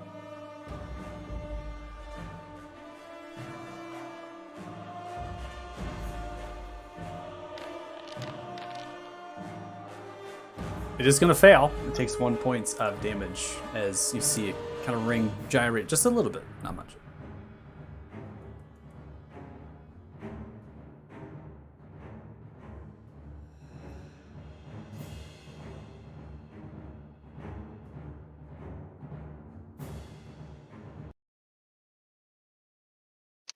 Give Dea advantage on her next attack, and I see OT. Okay, they with advantage from heavy and you move, so that's the position you want right there. Yeah, I'll stay right there. Okay. Coming in for another swing, seeing the bits and the pops continues to throw itself at you. Lands a nat 1. How many nat 1s can I roll? Let's find out. Yes, 3. Making up for our horrible Wow. scores All right, last it's time. coated in the same poison, this same black substance, and it's kind of shaking it off, and you see fear overcoming the face. Ezekiel, it's your turn. Okay, so something I would like to do. You let me know if I can do it. Yep. Little dwarf that is currently covered, one or the other one. I would like to light my torch, set him on fire, throw him at the collection of vases and whatnot that are behind him. I will probably state this: the reagent used is so fast in its explosive nature that this will be a difficult maneuver to pull off. I will allow you to do it, but you'll have to throw first and then light as you kind of launch and take off with the torch, almost like giving the torch in and throwing at the very similar time. For this to happen, first I need you to make a strength check to be able to lift and throw. So let's get a strength check going, and that is going to be opposed by the row.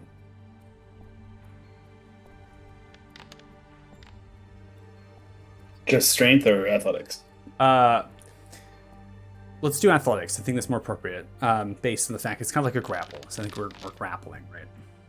Nice. Okay, that's fantastic. So that should be a straight roll because I have advantage because I'm in giant's form and disadvantage. Yeah. Yeah. No, I'm taking it as such.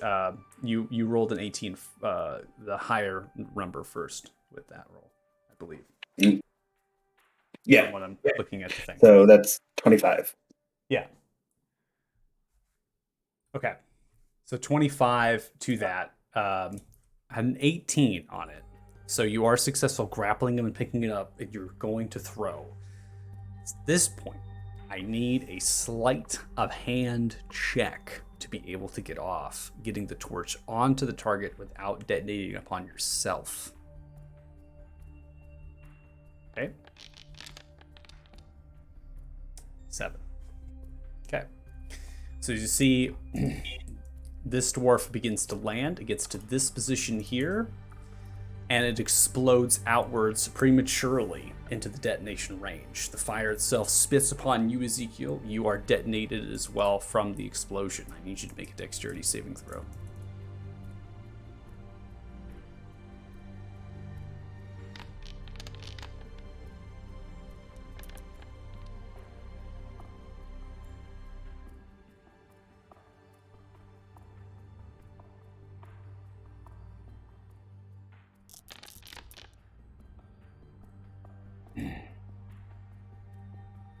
Less dice, please. Oh my gosh. It's gonna be bad. Oh my god. Oh All no. right, Ezekiel, you take 23. 23 points of damage as you are successful in your dexterity saving throw to get out much of the actual explosion. You're also blown back. I'm going to go ahead and blow you back 15 feet as you're kind of shoved to the edge of the actual cliff. The explosion is loud enough in this particular explosion. I'm going to go off of the sound effect that the auditory sound of this explosion and the lighting of it itself as it kind of goes outwards and explodes is stunning. And the sound is deafening, and it explodes outwards. It's in the air. Unfortunately, it's not in the ground. It would leave instability potentially, as there's a slight rumble and shake from the actual explosion. The radius is enough to target 1, 2, 3, 4, 5, and the mage individual as far as the explosion interrupts and explodes outwards in the spherical sense. I'm going to go ahead and assign damages. 43 damage dealt. 43 damage dealt. 43 damage dealt. I don't think I have to properly, but it's okay. 43. 43. Wasn't And that other guy 43. holding a barrel as well of explosives? That's correct. But the spherical radius is not enough to hit any other targets from the actual explosion. It also seems to, the actual cask and the wooden nature of it, and being kind of on the ground, it almost similar to a grenade, right? It hit upwards and struck, and it's in the actual tent, the canvas flaps, which seem to take some of the blow from the explosion as well as it came through.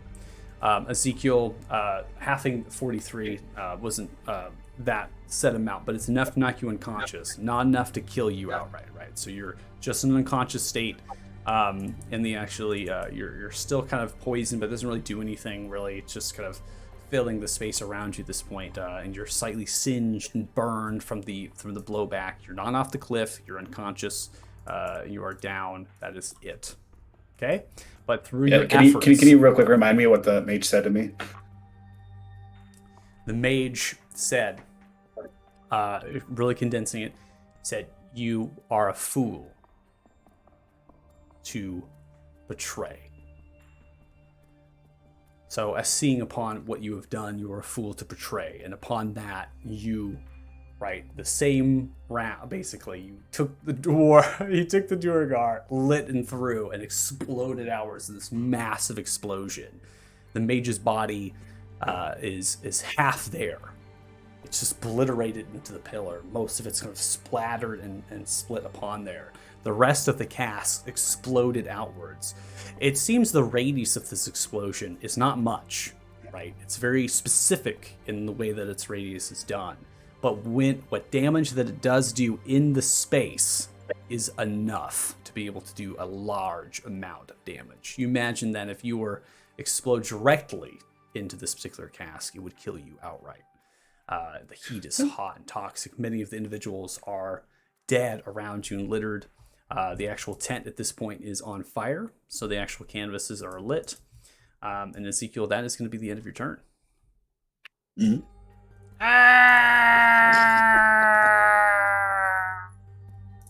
Rolling damage.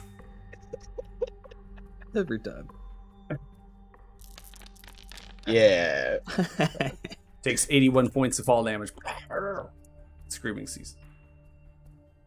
Good stuff. So it's I don't want to take up any more time, but I think that like totals up to like I don't know 350 points of damage in one round. Yeah. Yeah, man. Uh-huh. You're officially That was a leading up pretty, our high score. yeah, that was a pretty scary move. That could have been bad, real bad. Yeah, I'm hanging on the edge, unconscious. So you know. You have Do you all watch this successfully- happen? You invented the Drogar missile. Hell yeah. It was amazing. This one, seeing the explosion, terrified from the boom, seeing what had just happened, continues to fight. Fires a crossbow towards you, Dirty Joe. Kind of fires it down towards you. 18 is going to hit you. That deals 5 points of piercing damage as it thuds into your right shoulder. Ends the turn. Sal, you're up. Okay. I'm gonna walk like right here. I'm gonna send Snowy over to go help Ezekiel if he needs to make any saving throws or anything like that. And then I'm going to cast a second level magic missile to try and kill everyone. That's death. Let's start with this guy. Let's see if he can push me. Fool.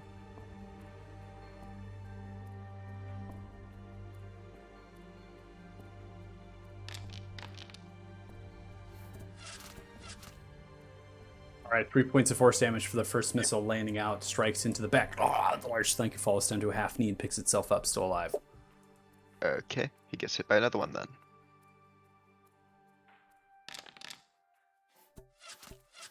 Two points of force damage as he picks himself up. Magic missiles go through his neck, penetrating multiple different places. It is dead. Okay, now this guy.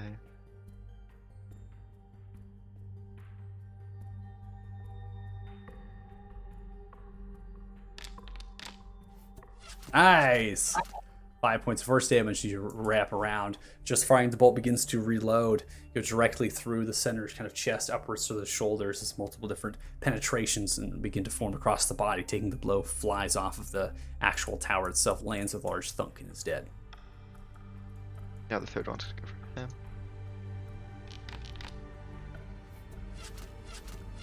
That is your fourth missile so far. Yes, that's my last one. Okay. 4 'Cause points there's of force a second damage. one.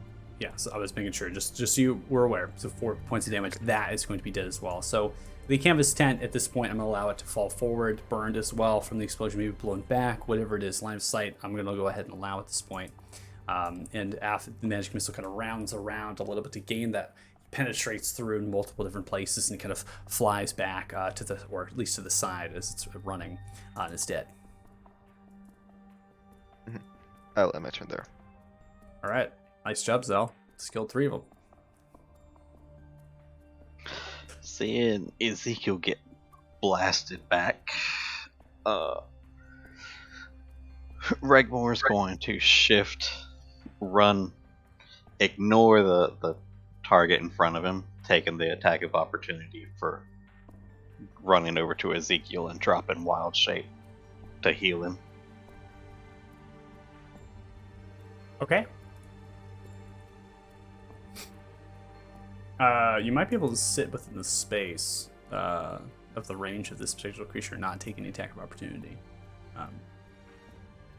But you're ending your wild shape? Yes. Okay. Do you want me to do that for you, or you got it?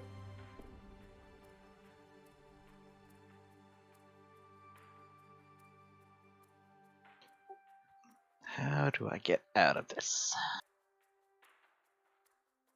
Put you in that space there as you enter wild shape. It's the reverse button on the top right of your character sheet when you All right. transform. No problem. So you're still in the space. You can attempt to leave, I guess, at this point. You know, if you want to take the attack for opportunity, but you don't have to. And since it was a bonus action to shift out, Cure Wounds. Okay.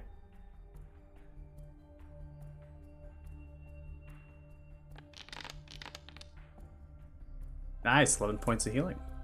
No longer unconscious, but you are prone. Current Ezekiel, as your eyes kind of open up and smelling the singed flesh of your own and the toxic bile that is still upon you. It's nauseating, but you're alive. Thank you.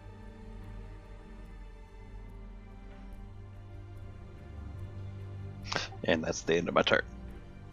All right, come to Thea. One creature currently on the board, another one running away. It's disappeared into the darkness of the stage. Thea, this one is restrained, mycelial of the high fair, encompassing the neck, almost across the entire head at this point as it's reaching upwards. What do you do? I saw Reg go around me. I assumed he was going to help Ezekiel.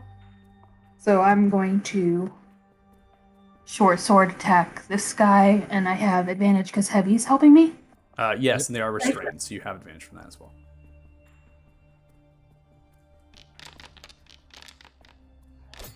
All right, 25 is going to land as it kind of reaches its mouth open.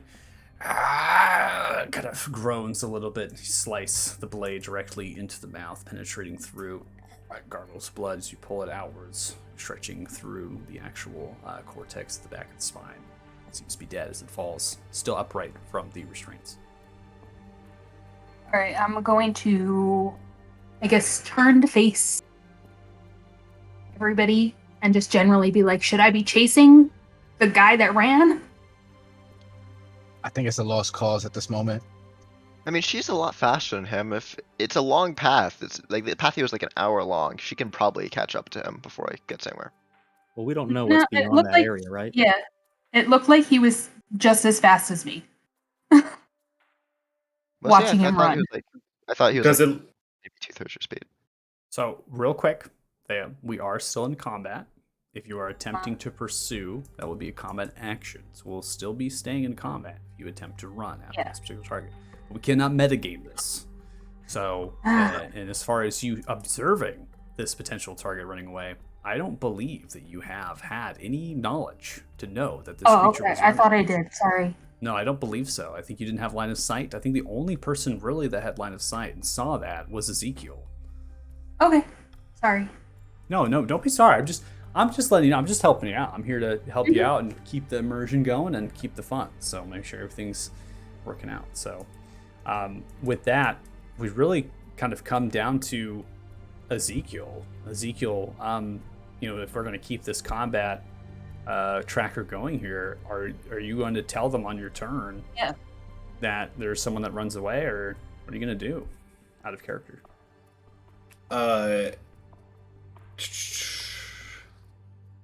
So when I got back up, come back to consciousness. Thanks, Reg. Oh shit, a long way down.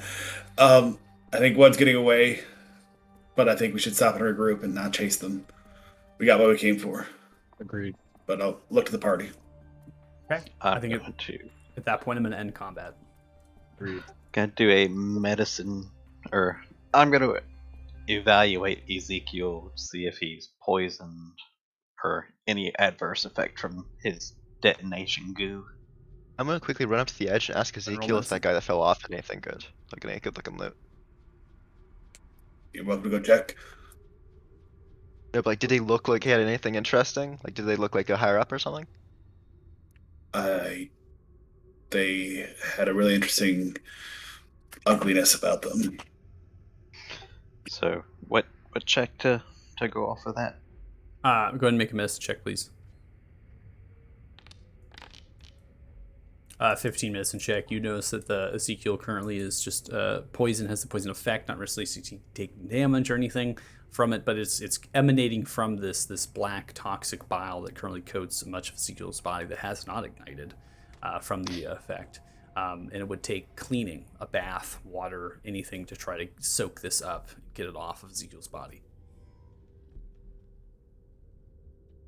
Seeing that, I cast prestidigitation and try to clean up the clothes, at least a foot radius, see if that works, and then if it works, I'll keep doing it. Okay, it's taking your time using prestidigitation. No longer poisoned. I would like to take a look and see if the place where the guy fell off was lava or if it's like a place that could stand. Seems to be cool enough. You're not seeing any sort of glowing coming from the space. Okay, I yell, I'll be right back, and I'm gonna cast Featherfall and jump off. Oh my god. Oh. Okay, well, Okay, cool. Before we go down this road, I will prompt you. You do not know if any other enemies are coming towards you yet. You have information just from Ezekiel that one had left, and going down that far, you're again unsure if that is going to, if there's going to be anything down there upon your arrival. So it's 200 feet. I mean, down. it's like 200 feet, right? And I have levitate. I'm just gonna levitate and climb my way back up because I mean, levitate basically means I have 0 grav. Then I'm climbing. It should be basically like climbing up a 200-foot cliff in 0 grav. It should take 10 seconds. Kind of just push and phew. So levitate, you would not be able to get up 200 feet with a single levitate spell. You get 20 feet up at a turn. But then you can move by climbing, or like kind of pushing yourself. I'm gonna push myself off the cliff up. So I understand your reasoning there, but it's based off a flat surface that you're levitating from. The force emanating from you is extending from up to down, and so you need to have a leveled flat area that you're actually levitating off of. This cliff face is quite sheer, and even though it has foot and handholds, it's still a vertical face. So you can't actually levitate off the cliffside. So I can't like put my hand in a handhold, then kind of like like some kind of weird anime, just like push myself up like. Phew. No, unfortunately not. The levitate is supposed to be a force that emanates from you towards the flat ground, and it assembles that to some sort of kinetic energy that you're bouncing back and forth from the actual ground, levitating yourself up. Because it says you can move by pushing yourself, so I always figured you could kind of push yourself up if you had a. Pushing yourself off of like an object and hover around. Yeah, I thought that was like horizontal, like you push yourself. Like you're going down a hallway, for example, you can push yourself on a hallway. That's the only way you can move unless you're moving up or down. Yeah, that's what I was saying. I kind of want to like grab onto the cliff and then push myself up using the cliff. But yeah, like I get what you're saying. Okay, cool. Just in general, probably don't go 200 feet away from the party at the moment. You know. Yeah. Okay, yeah. Then I'm gonna go look at the other guy who looked like he had good stuff, which is him. Okay. Yeah, the half body that's left. Half body. All right. Well, Zell. Yeah, I mean he looks like a mage. We'll Maybe take he it. had cool- Zell, we'll take it. spell. We'll take it. I think we'll take that one. We'll take you. I think I'll take you. Go to the body there instead of going 200 feet down. So I will take that. Go on. I'll watch Zell, make sure he doesn't jump off anything. I'm going to take out my light hammer since I can't pick locks and try to break the lock on the other miner's cage, not the one that I came out of. Yeah. What's your I'm intelligence, over- Redmore?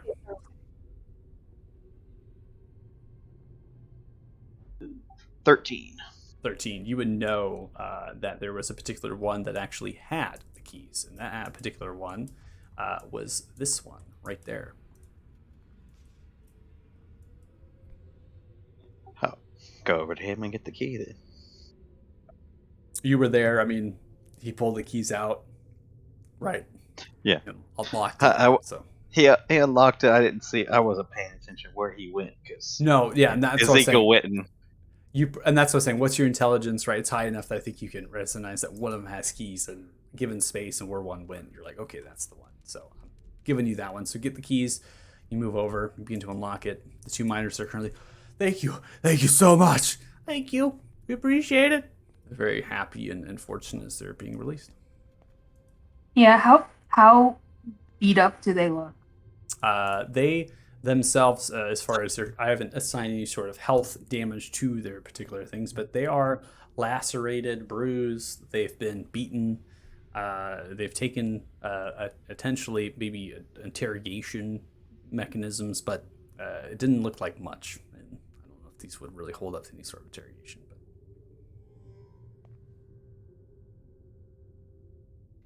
Pass them both a ration.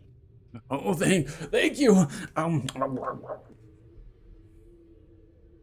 I'm gonna go up to Zeke here. Say, man, you're not looking too good there, buddy. This will hopefully help you out, get us back to camp. And I cast Cure Wounds on him. Thanks, Joe. Got dicey there for a second. Appreciate you guys coming in. Reg, thanks for holding down fort with me. Are there any extra barrels of the explosive stuff? Yeah, I want to look for that as well. No. That's what I was. They seem to have been exploded out. You've seen bits and pieces of fragment of the wood that is scorched, charred, still cindering and on fire a little bit. The tent as well is still on fire.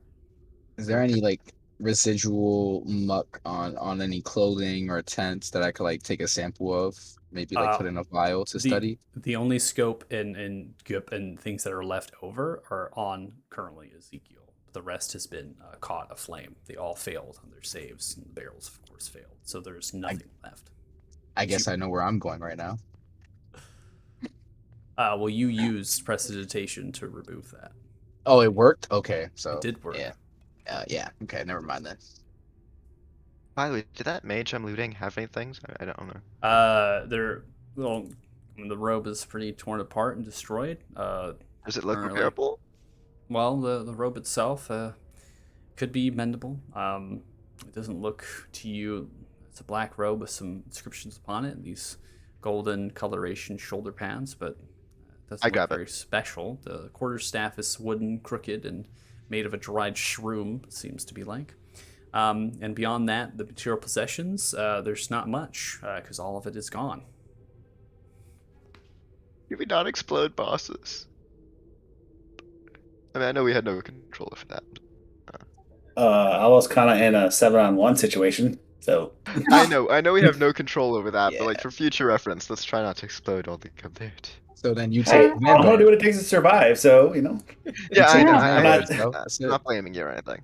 There's two chests that were next to the actual casks. Those have been exploded and incinerated. It seems that whatever contents are in them scattered about in black scorched bits of mushroom. Unsure of what those actually are, but they were similar to maybe parchment or paper that has been burned to unrecognizable material. Beyond that, there's nothing else within the chests that were there. Oh, Ezekiel, you're gonna have to teach me that spell you just did. Yeah. Called Throw a Flaming Dwarf. Or Duergar. Oh, real quick. I think I cast that on myself by mistake. I put it upon Ezekiel. No worries. Oh, thank you. Yep. I think yeah. we Thank you. should go. What's the spellbook you had? Did we check the other tents, the smaller tents? See if there's just anything of value. Yeah. And then we should get these people back, huh? Yeah. We all take a tent? No, I did my job. All right, I'm checking down the one Makes over sense. here. I'm gonna look around for like little pages of spellbook that got flown around, like shot everywhere from the explosion. None of which is recoverable. If there was a spellbook, if anything, it's too difficult to find. Everything's incinerated, burned up, or completely charred to non-existent level of reading. I think I'm going to make it a point to try to blow off any magical user just to give Zell something to do. Looks towards Othala. I ask everyone for 50 feet of rope. I'm going for that other dude. So get to the tents. I'm taking these guys out. Okay. So you're taking the guys out. This is what I want to get paid for. Okay, so you're taking the guys out. Regmore, you're helping that with it, as well as Ezekiel, good. you're stepping out away. Zell, you're still looking for the pieces of the book, so that's still happening currently.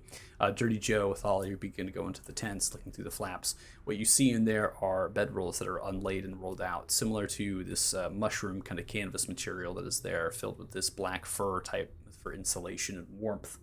Currently, there is a backpack that is strewn big enough for a Duergar, and it's made of black leather strapping and things. And upon it, digging through the contents, a piece. I'll start with Dirty Joe. Dirty Joe, in this particular tent, you find 27 gold pieces. With all, you find 13 gold pieces. You can add those to your inventory, so 27 and 13. In addition to that, you find these are similar to explorers packs. There are things like tinderboxes, rope. There is a mess kit, and it's just venturing supplies that are there. In addition, you're finding pickaxes and pitons and other sorts of climbing equipment. In fact, within each of these tents, a climber's kit is found. So if you wanted a climber's kit, you can both have one. Oh yeah, I'll take it. You got me some loot. Should we try and collapse something out here, or leave this bridge up? Yeah, collapsing the bridge just seemed like a good idea. Yeah, collapse everything. Yep. By the way, how's this We don't camp know go? if we need to to come back here. collapsing it does collapse our only way further in. I mean, we can make a temporary bridge, like put a few planks on it if we need to pass through, but collapsing it means they can't bring an army or anything. But I mean, 6 people, we can Yeah. probably like put some planks or something, make a temporary bridge if we need to. At the other end of the encampment, that leads into another tunnel. Correct. Seems to lead into a crack within the Why actual don't we cavern just wall. do what we did before and we collapse part of that tunnel so that it's going to take them time to get back here? That way Agree we with have time to come back and investigate this area more completely if we have to. Collapse their side, not ours. Exactly. Okay. I won't have any. You can go ahead and just do it. Theater mind. Just going. One of you, if you want to go back and try to do that. I imagine Thala was the last one to do that. Yeah. If you want to. Okay, I can do it this time if I thought someone do it. Okay. So going back. Okay. So you go back and you go towards the crack in the tunnel. The tunnel itself seems to be forming in similar fashion to the other one that you've just used, in short statured ceiling height and slightly wider as it's kind of going through, and it seems to continue to descend as you're staring into it. And you use your magic, caving down large amounts of rubble, and this kind of shaking begins to emanate as it begins to fill in and blocks or barricades that tunnel's entrance. With that, is everyone satisfied? Are we heading back to where the miners are currently at, sitting and waiting? Yeah, I'm ready. As for leaving, Ragmore's gonna pat his stomach. I'm ready for supper. Yeah, I I'm think we gonna earned some take- chow. One Me quick too, look in Reg, these me 2 too. top tents up here, just to not go like too thorough, but like just anything unique. Because I don't know if anyone checked those yet. In those tents, you're finding similar fashion to what Thala and Dirty Joe had found. At this point, though, as you're scanning through and looking in either one, your party has left. So they're at this point in the tunnel, and they're Okay, yeah. continuing to go. I don't grab anything then, I was just making sure there's like no hidden chest or anything. Okay, yeah, you don't see anything like that in there. Zell, you find the hidden chest in those tents? No, damn it, it all got blown up. Oh no, one of the Duergar said there was a hidden chest in one of those tents.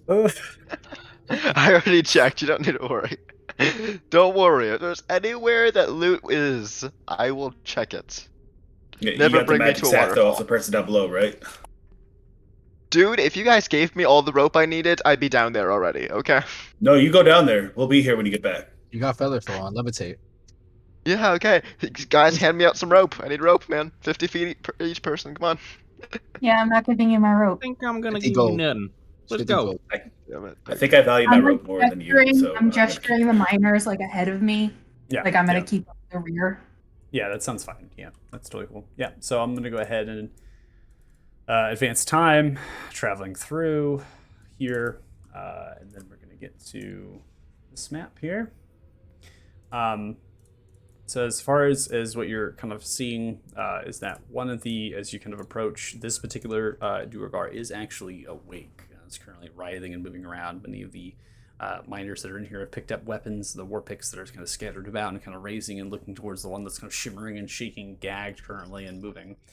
You now come into the space. Peloriza is like looking at it going, oh, what do we do? And it sees you all in surprise. And it seems a bit out of breath, and maybe that they have maybe 15, 20 minutes, give or take, that they actually have ran here. So they disappeared and came back. You're not noticing any other figures that are associated with them. No guard currently are coming back with Pelu, it seems. And Pelu's just kind of kicking a little bit of the Duergar that's kind of rolling around, and stops and sees you all and sees that the miners are there with you and moves past. Oh my goodness!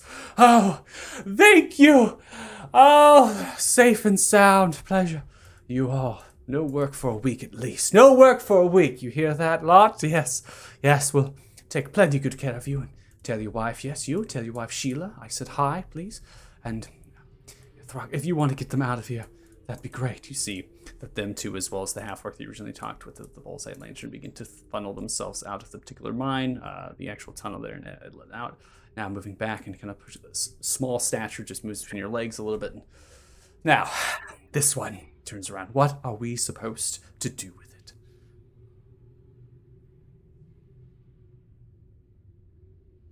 Well, it seems to me like something like this is probably something we should tell the big boss man of the town about. Maybe arrange a little audience with our friend here. We happen to be going there. We could Yeah. facilitate that. Precisely. Also, quick question. How would you feel about some free labor that happens to be a Grey Dwarf? That, yeah. No. No, thank you. Okay. please. I'm not a racist of any kind, but I highly doubt this one would work for me or any of you or anything. So you all are going to speak to the Duke, yes? Mm-hmm. Yes. That was the plan. Of course. Does that chain? Am I supposed to leave this one here? Are you taking this one with you? Oh no, he's coming with us. Oh, he's yes. Thank Paylor. Thank you so much. Oh. Do you have any manacles or anything that we could use to secure Doesn't him? look like I would be the one to chain or tie things up. I mean, I might get a little bit hooey in the bedroom if you want to be asking me, but I don't have anything on the realm of enslaving somebody. No, that is not something I have. Not even It's fur fine. handcuffs. Zell's got him. Yeah, we have Zell. Don't worry about it. It's okay. Thank you, Caleb. Of course. I will come back with you to the field house for your exorbitant award for your rescue of the miners. Congratulations! Round of applause! What do you all call yourselves? We haven't decided yet. Haven't decided. CBD. Thank you. Haven't decided. Yes. If you lot would be so kind as until the guard get here, whenever they expect to get here, stay here. I'm gonna go to the field house with them, give them their exorbitant award, the plenty of riches for their task of helping the Rock Mining Company. Yes, huzzah! Nothing happens. All right, go team. All right, follow me. Hilary's begins to trot out. Before we leave, I'm gonna cave in the tunnel again. I'm gonna waste 2 spell slots of catapult and cave in this whole area here. Okay. So I'm gonna shoot one farther in there in the inner tunnel, and then one in the closer to like here. Okay. What is your intelligence level right now? 20. Pretty high, 20. So this Yeah. particular tunnel has been caved in once, Mm-hmm. and structurally sound in that tunneling it again, you have to aim a little bit further down, right? Get some distance and have that happen. So it's totally fine. Just checking to see where your intelligence is. And if you're just like blindly like back right in the same spot, right? Just the whole tunnel just like flies down. No, it's totally. I'm gonna give you the benefit there, and so we're gonna have you all begin to walk through the mine. Pelariza is in tow here. Yeah, I'm gonna waste 2. By the way, I've grabbed a war pick, and at this point, I'm kind of like poking the Grey Dwarf along, like with a war pick, either like right against his back or the back of his neck, kind of going between the two. Just like, yeah, you move it all, and you're losing your life, or you're gonna bleed a lot. And we're gonna bring it back.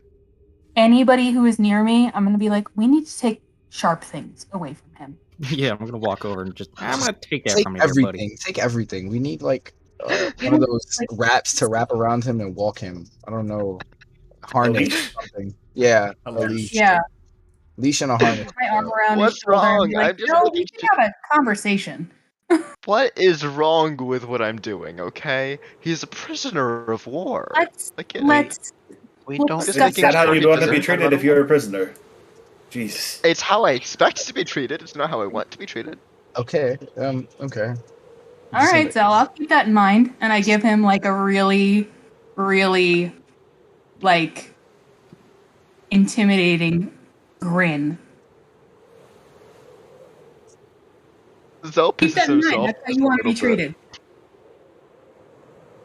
Not how I want to be. How I expect to be. I mean, the dude fucking like attacked innocent miners. We're taking him to prison. Keeping a blade like right against his back in case he decides to run is not a stupid idea. The theory is sound. Your execution leaves a little bit to be desired. Why? I think I'll watch over that. Thank you very much. Yeah. Pick up the dwarf and put him over my shoulder, away from Zell. Sounds good.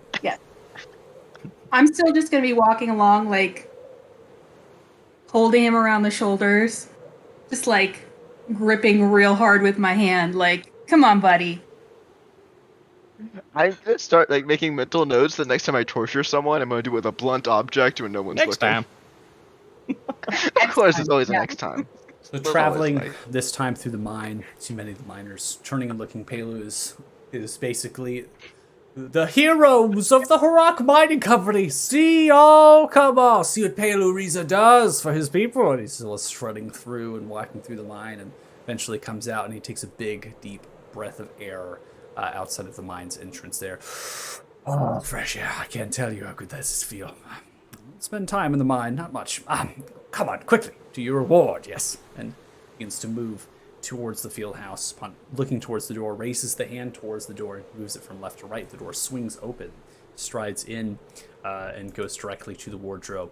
Flicks the finger. You see the runes kind of glow into the actual wardrobe, and as does, begins to open it. And opening it, there is a large wooden and metallic chest. Scratches the head a little bit. Interesting. No worries. So, we have decided upon 4,000 gold pieces, yes. Plus the additional 500. first 1,000, so a total of 5,000. Was it that? I don't recall. So my memory is Oh, quite... I do recall. It was We did definitely qualify 5,000. well. We did place 500 in advance, so it's 4,500 right now. That is correct. 4,005. 1 second. Closes the wardrobe. Flicks, opens back again. Grabs this. All right, 4,500 gold. Slams it down, slides, kicks it, shoves it the best that they can. Massive amount of weight. Ah! Oh, that's a heavy one.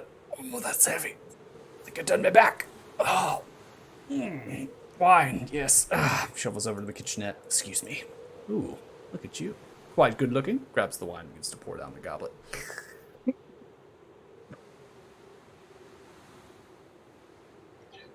Gnomes. Cheers. Distributed out to the group, 750 apiece. Grabs a small fan, begins to move the fan, even though it's frozen, almost below freezing temperatures. Grabbing a fan and waving it as it's drinking a metallic goblet of wine. Feet upon the actual desk. Woo! You worked hard today, Pela. You deserve it. I did. I really did. I feel like I've worked very hard. You know, you lot would be great. Could hire you on fetching those prospectors. Do a great service to the Rock Mining Company. It depends on how the chips fall the next few days. I mean, I like gold as much as the next guy, but I do not want to be stuck in this town forever. Pretty good Yeah. he is. A week is about my limit here.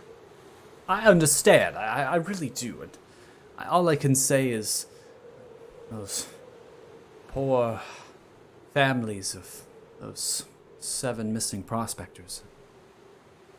Well, yeah, that's your You problem. You're lost the more boss. people? He stares off into the flames. Can I insight this? Yeah. Sure. I asked if they had life insurance. I mean, Like, inside how what? What are you full of looking for? shit is this guy? I want to know if he's bullshitting. He's definitely bullshitting. We don't even Bullshitting in what context? About the information he's giving about missing prospectors? No, like how or being over sincere? dramatic is he being right now? That's He's her. I being- want to more. I want to I know don't more. need like- anybody needs to roll insight to understand that he's being overly dramatic.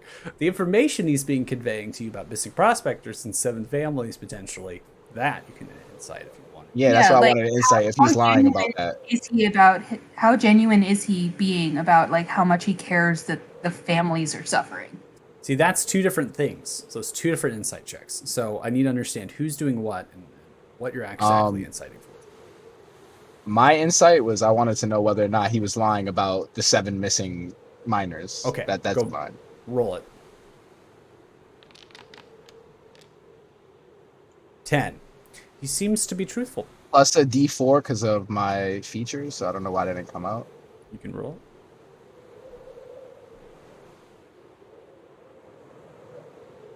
Gonna manually roll it for me with the D4 there. A 12. Yeah, Seems to be truthful. Yeah. Okay.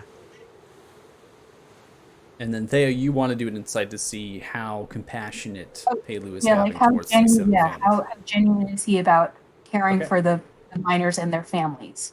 Go ahead. And I'm using my ear for deceit. Okay.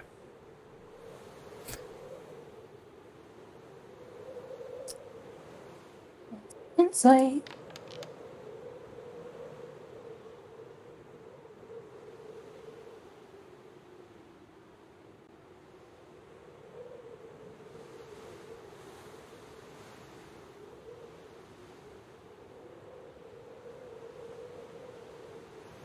whispers. Oh.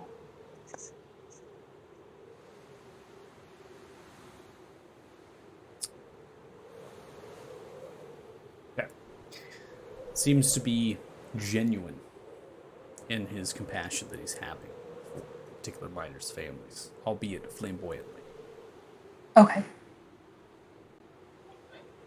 7 miners trapped, missing.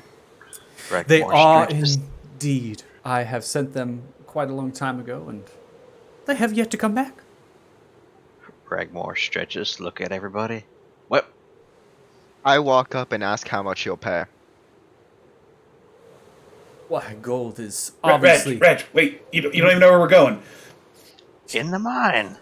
No, they're not in the He said mine. prospectors, not miners. Prospectors. Listen, Oh, I will give you all the details. First, we need to make this quite official. I think this is necessary. You all have been a great deal of help, and I think that now it is proper that we get this in writing. I would hate to fail in delivering the coin that you all rightfully deserve. Real quickly, grabs a drawer, grabs a piece of parchment out, begins to grab an ink pen and quill, and is writing ferociously upon it. Yes, of course. Yes, that's good language. Yes, all right. Writes a bunch of lines, apparently 6 of them, on the bottom of the document, turns around and shoves it forward. I think that is an accurate price, I do indeed. I'll read the thing over very thoroughly. It's written in 3 different paragraphs, which is contractually obligating you and defining the 7 prospectors, and upon each of their heads is approximately 1,000 gold pieces if you are able to retrieve them, right? So each person retrieval of their bodies is 1,000 gold pieces. Is there any punishments for not retrieving them, or like time limits? It doesn't seem like there is any sort of punishments in the actual sense, but does state in the contractual obligation that you will find them within a time frame of at least 3 days. Is there anything saying that he cannot? Is there any way he can like kind of wiggle out of not paying us? Like, he goes like, well, you see, I'm bankrupt now since I paid you all before, so... The language Toodaloo. itself is quite plain. There's no technicalities, but the obvious choice of language here is particularly the prospectors' bodies. Let's retrieve. Meaning they don't have to be alive. Can I ask him to place the money in escrow? Of course not. Why would I do such a thing? Oh, you all have done a very good service for me, and I do appreciate for the Rock Mining Company and these 7 families near and dear to my heart. I honestly could not those poor innocent people. Yeah, Palo. Motions to shut the door. Totally willing to do Slams. it if the party is, but we're going to need at least 1,000 up front for operating expenses. Oh, operating expenses. Are you sure? Roll persuasion. Can I do it since I'm up front too? Or like, we both do it or something? I don't know. Only one persuasion check at this point, and Ezekiel is the one who phrased it and has spoken, so... Then I'll help him. Keep towards that immersion. Yeah. I'll give him help action if I can then, because I was... What are you Sorry, specifically saying then if you're helping Ezekiel in this particular persuasion of getting more coin for the upfront costs of finding the prospectors? Well, their bodies could be damaged and dangled. I mean, we could end up spending 3 days out on the mountains for nothing. Our time is valuable after all. I like it. Go ahead and roll another persuasion check, Ezekiel, to get advantage. Do something too. 14. I'm gonna chrono shift the whole entire room and choose Ezekiel, and he let him roll one more time. Okay, Ezekiel has been chrono shifted. When you re-roll, you have to take the roll. 20. All right. Let's go. You see this wave of energy come across the room. Haley looks around. That was fucking weird. No, it wasn't. Oh, yes, I'm sorry, yes. Upfront costs, of course. Yes, upfront costs. 1,000 gold pieces up front. That sounds Yes. reasonable. Sounds doable, yes. And do Wait, tell hold on, that guys. that Duke here runs up to the wardrobe. Oh, if you all sign that while I get your coin, yes? We haven't agreed to it. I just was getting the terms so that the party can decide what they want to do. Oh, foolishness here. I'm Palo, so if you would give us a moment. Of course. I would Take like your time. proof that he has the money. I want proof that he has that amount of money. Zell, he's good for the money. He just paid us 5,000. And when he did, he Shit. acted like it was half of his account balance. Zell, do you just wait outside? Stingy. You need a timeout? I am, My heart cannot take such atrocities. Palin, I'm we said so we needed a innocent. minute. Paylu, can we get a I minute? just want- Yes, we you need can to have get a a minute minute. per I'm not asking to give us Please, anything. take I just that wanted to one show away. us the Oh chest. my god! No. Can we have your office for a minute? I pull You want Zell. my office? Yeah. Fine. Yes, you've been working too hard. Go take a break. Yes, fine. I will go outside in the freezing cold. That sounds Thank you. just lovely. Thank you. Sure did. Shuts the door. Zell, you gotta stop, man. He just paid us. He was honest. He brought people to look out for us for our back. You're looking at somebody who's a payday. I get it if you don't want to do the job. That's one thing. But let's not go around insulting people. I want to do the job. I'm not asking him to give us anything. I just want him to show us a physical chest with money in it. Because the He way just- this, Well, I, I mean, would he never is show a you bit that. That's flamboyant, weird as I hell. understand. Hey, man, I'm going to sign a contract with you. You just paid me. And also, can I look inside of your checking account? There's an escrow account for these things in real life where they put the money in an account. Yeah, and when this is a those fantasy people- world. I don't think... Zell, he just paid us 5,000 gold pieces, And he which acted is like it was so proof. much money. Can we just take a moment to understand that Lucas knows what an escrow account is? I think It's that's amazing. that is amazing to me, honestly. So I will help a little bit here. So Lucas, what you need to understand is that what has just been delivered to you is a chest of 5,000 gold pieces. 5,000 gold pieces is enough to buy a rare magical item. That is a lot of coin. That is near a price of housing in particular areas in Arthuria. So what you have to understand is that this is a large amount of gold. And Pelu has not necessarily flaunted that he has a great deal of coin, but he seems to be wealthy in certain endeavors and aspects of his particular life. And maybe this is just coin that he has. Now, of him showing you coin, that has happened. He has shown you that he has coin. 5,000 gold pieces in a chest at the actual stone tiling of the floor. It is in your current all possessions. He's got it. So as far as showing you even more coin, it honestly is redundant to know. I mean, if Pelu didn't have the coin, why would he go through all the process of signing this contractual obligation and sending you off on this quest if he didn't have it? Honestly, I thought 5,000 was more than that based on the way he acted when giving it to us. I was like, But- he acted like he was giving away half his company. I was like, okay. he's 5,000 getting is a off lot, the- though. Yeah. How much does a miner make in a day, a year? So the miners are paid per week, and they make roughly 2 silver pieces a week. Right, yeah, 2 silver. Yeah, he's So, He's a business person. You forking up 5,000 gold. Yeah, it may not be like to Pelu. It may not actually be a lot to him, but doesn't mean that it's not going to hurt that he has to part with 5,000 gold for what we just yeah, did. that's the thing. So- He acts and like it's He's crazy amount rather of him. over dramatic through Yeah, everything. Yes, he's I been kinda very. Pelu is a legend. How dare you? Okay. Look at I don't know. this He room and acts then look like- at everything he else. acts like $5,000 is like most of his money. Then he offers us another 7K like half an hour later. It just feels it felt a bit off. He's stingy. No, he was trying to be dramatic for his crew, right? That he would pay any price, any cost to get his miners back, because he wants his people to believe that he's willing to do that. But he made a reasonable business decision to pay us 5,000 because that's what he thought it was worth. That's what we thought it was worth. That's what he sold. He has money. He wants to spend it on us, and he's already proven within one day that he's willing to meet out his end of the deal. Now, I'm not saying we can do it, but I'm saying, we have no reason not to trust him. And Okay. it comes off as aggressive and almost like rude when we like outright, you don't have money. I just paid you money. Yeah, which is the reaction you're seeing from Pelu, right? Being the audacity, throwing the hands up, and so Yeah, I think at this point, Zell and Luke, I think you have enough information to go off of that there is enough coin that this individual has to upfront this deal. Okay, I'll give in here. I think to make you feel comfortable, let's like get him to sign something as well. Like if he has a seal or a stamp that we can have, so we know that he's indebted on this contract as well. So we both have a signature. If that Just makes make you sure the feel- wording states that he has the money in the contract and not that he's going to pay it back to us in like 10 course. years. Nature of a contract. Yeah. Because he might Yeah, try He's to. operating- you can countersign it. It'll be good. Yeah. I do. If he does something shady and we have signed documentation from him and we bring that information to the Duke could kick the whole operation out of the town or appoint somebody else. He doesn't want to lose his job.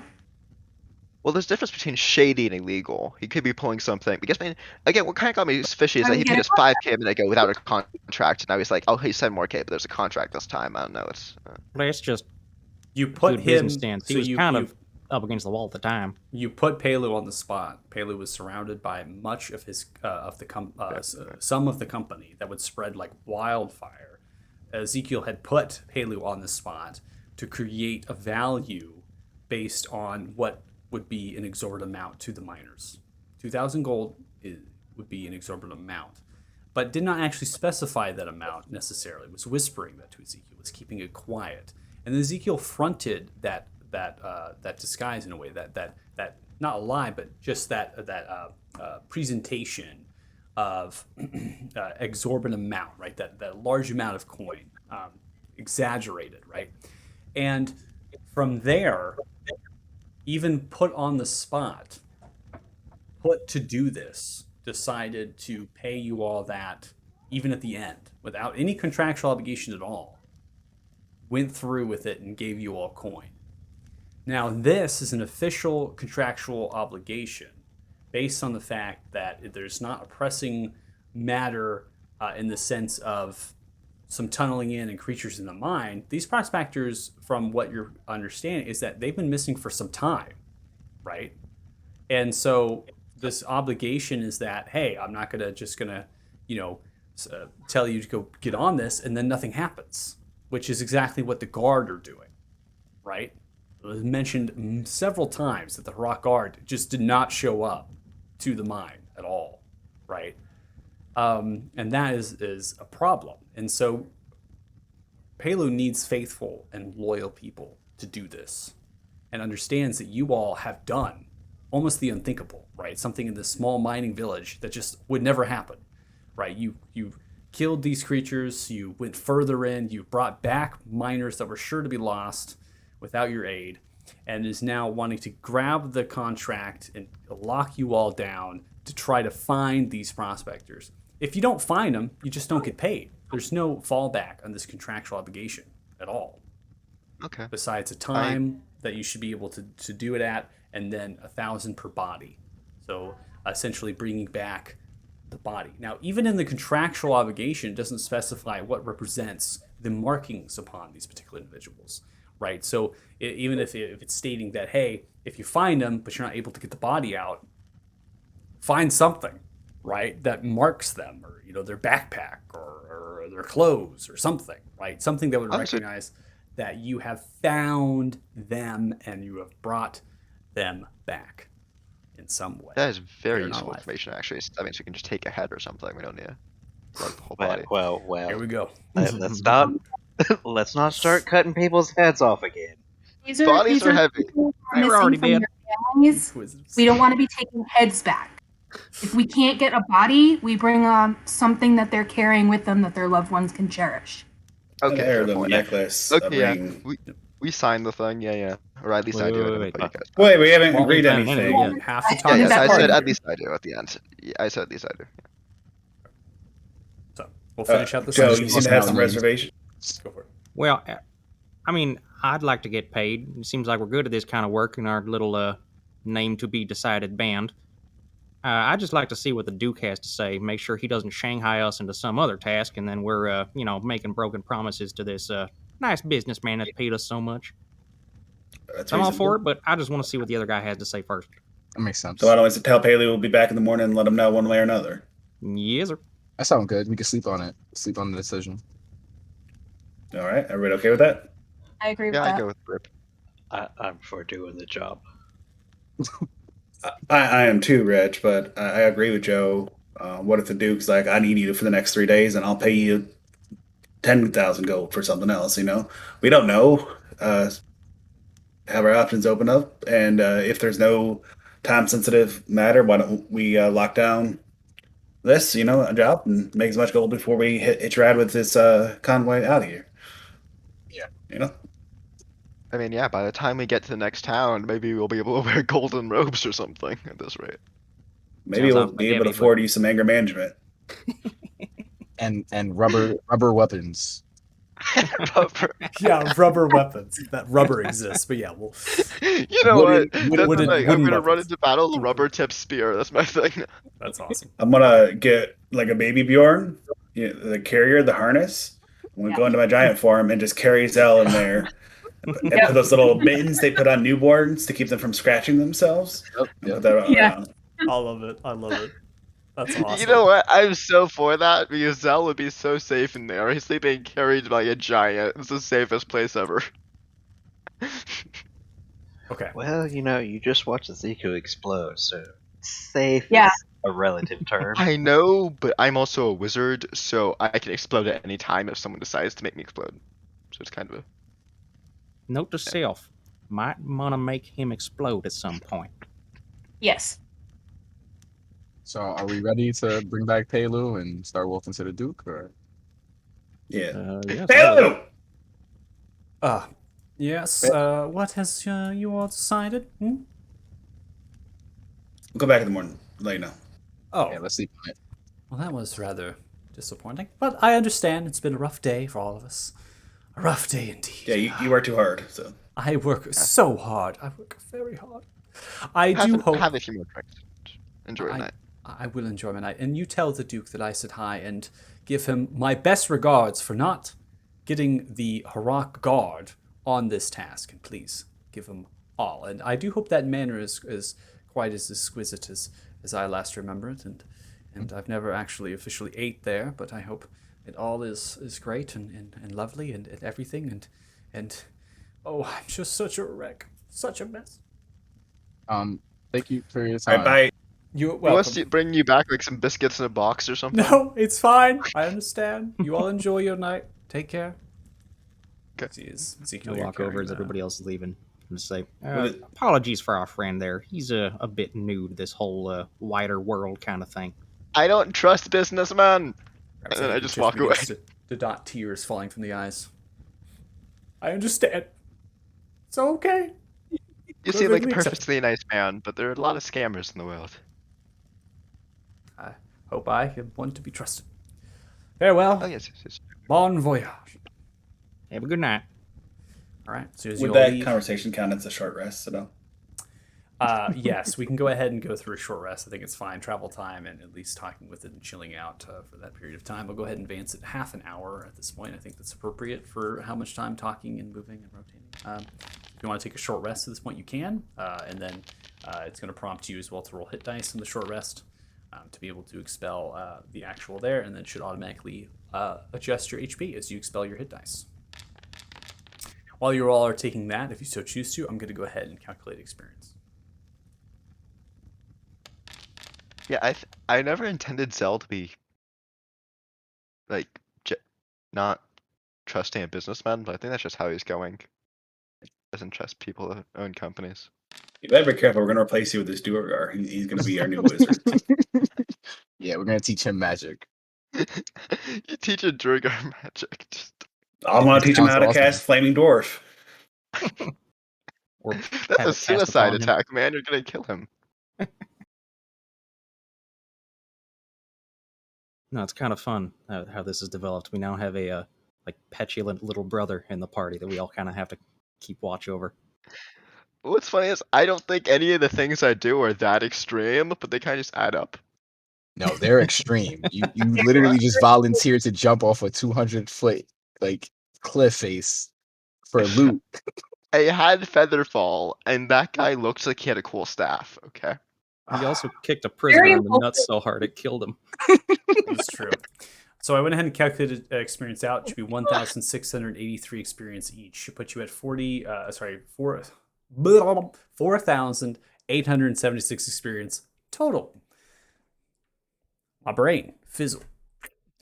With the experience edition, Ezekiel, you have gained an inspiration point based on your maneuvering, not only with the particular tent, but also with throwing the particular Duergar that was covered in that incineration bile. So you have an inspiration point that you can use when you choose to. Inspiration points for my house rules are a little bit different. It is not advantage. In fact, inspiration points for me is an automatic success.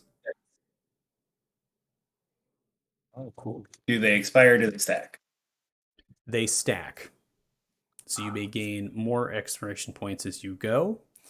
Inspiration points are dealt by me based on either maneuvers in combat that you've just have seen, which are absolutely breathtakingly beautiful and change the entire scope of the field of battle at that present time, or on choices of role play and decision making, and maybe even oftentimes players find that they're on a trail and they're doing well with not just their findings, investigations, but they figure out a piece of information that is far earlier than most groups based on just them using and acting and role playing. That is also inspiration worthy. So look for that I'll give them towards the end of the session. I don't usually give them right then, right? I'll give them at the end when the experience is dealt, as it is automatic success, and it is something that is quite extraordinary whenever you need it. Awesome. Thank you so much. Yeah, no worries. Nice work, David.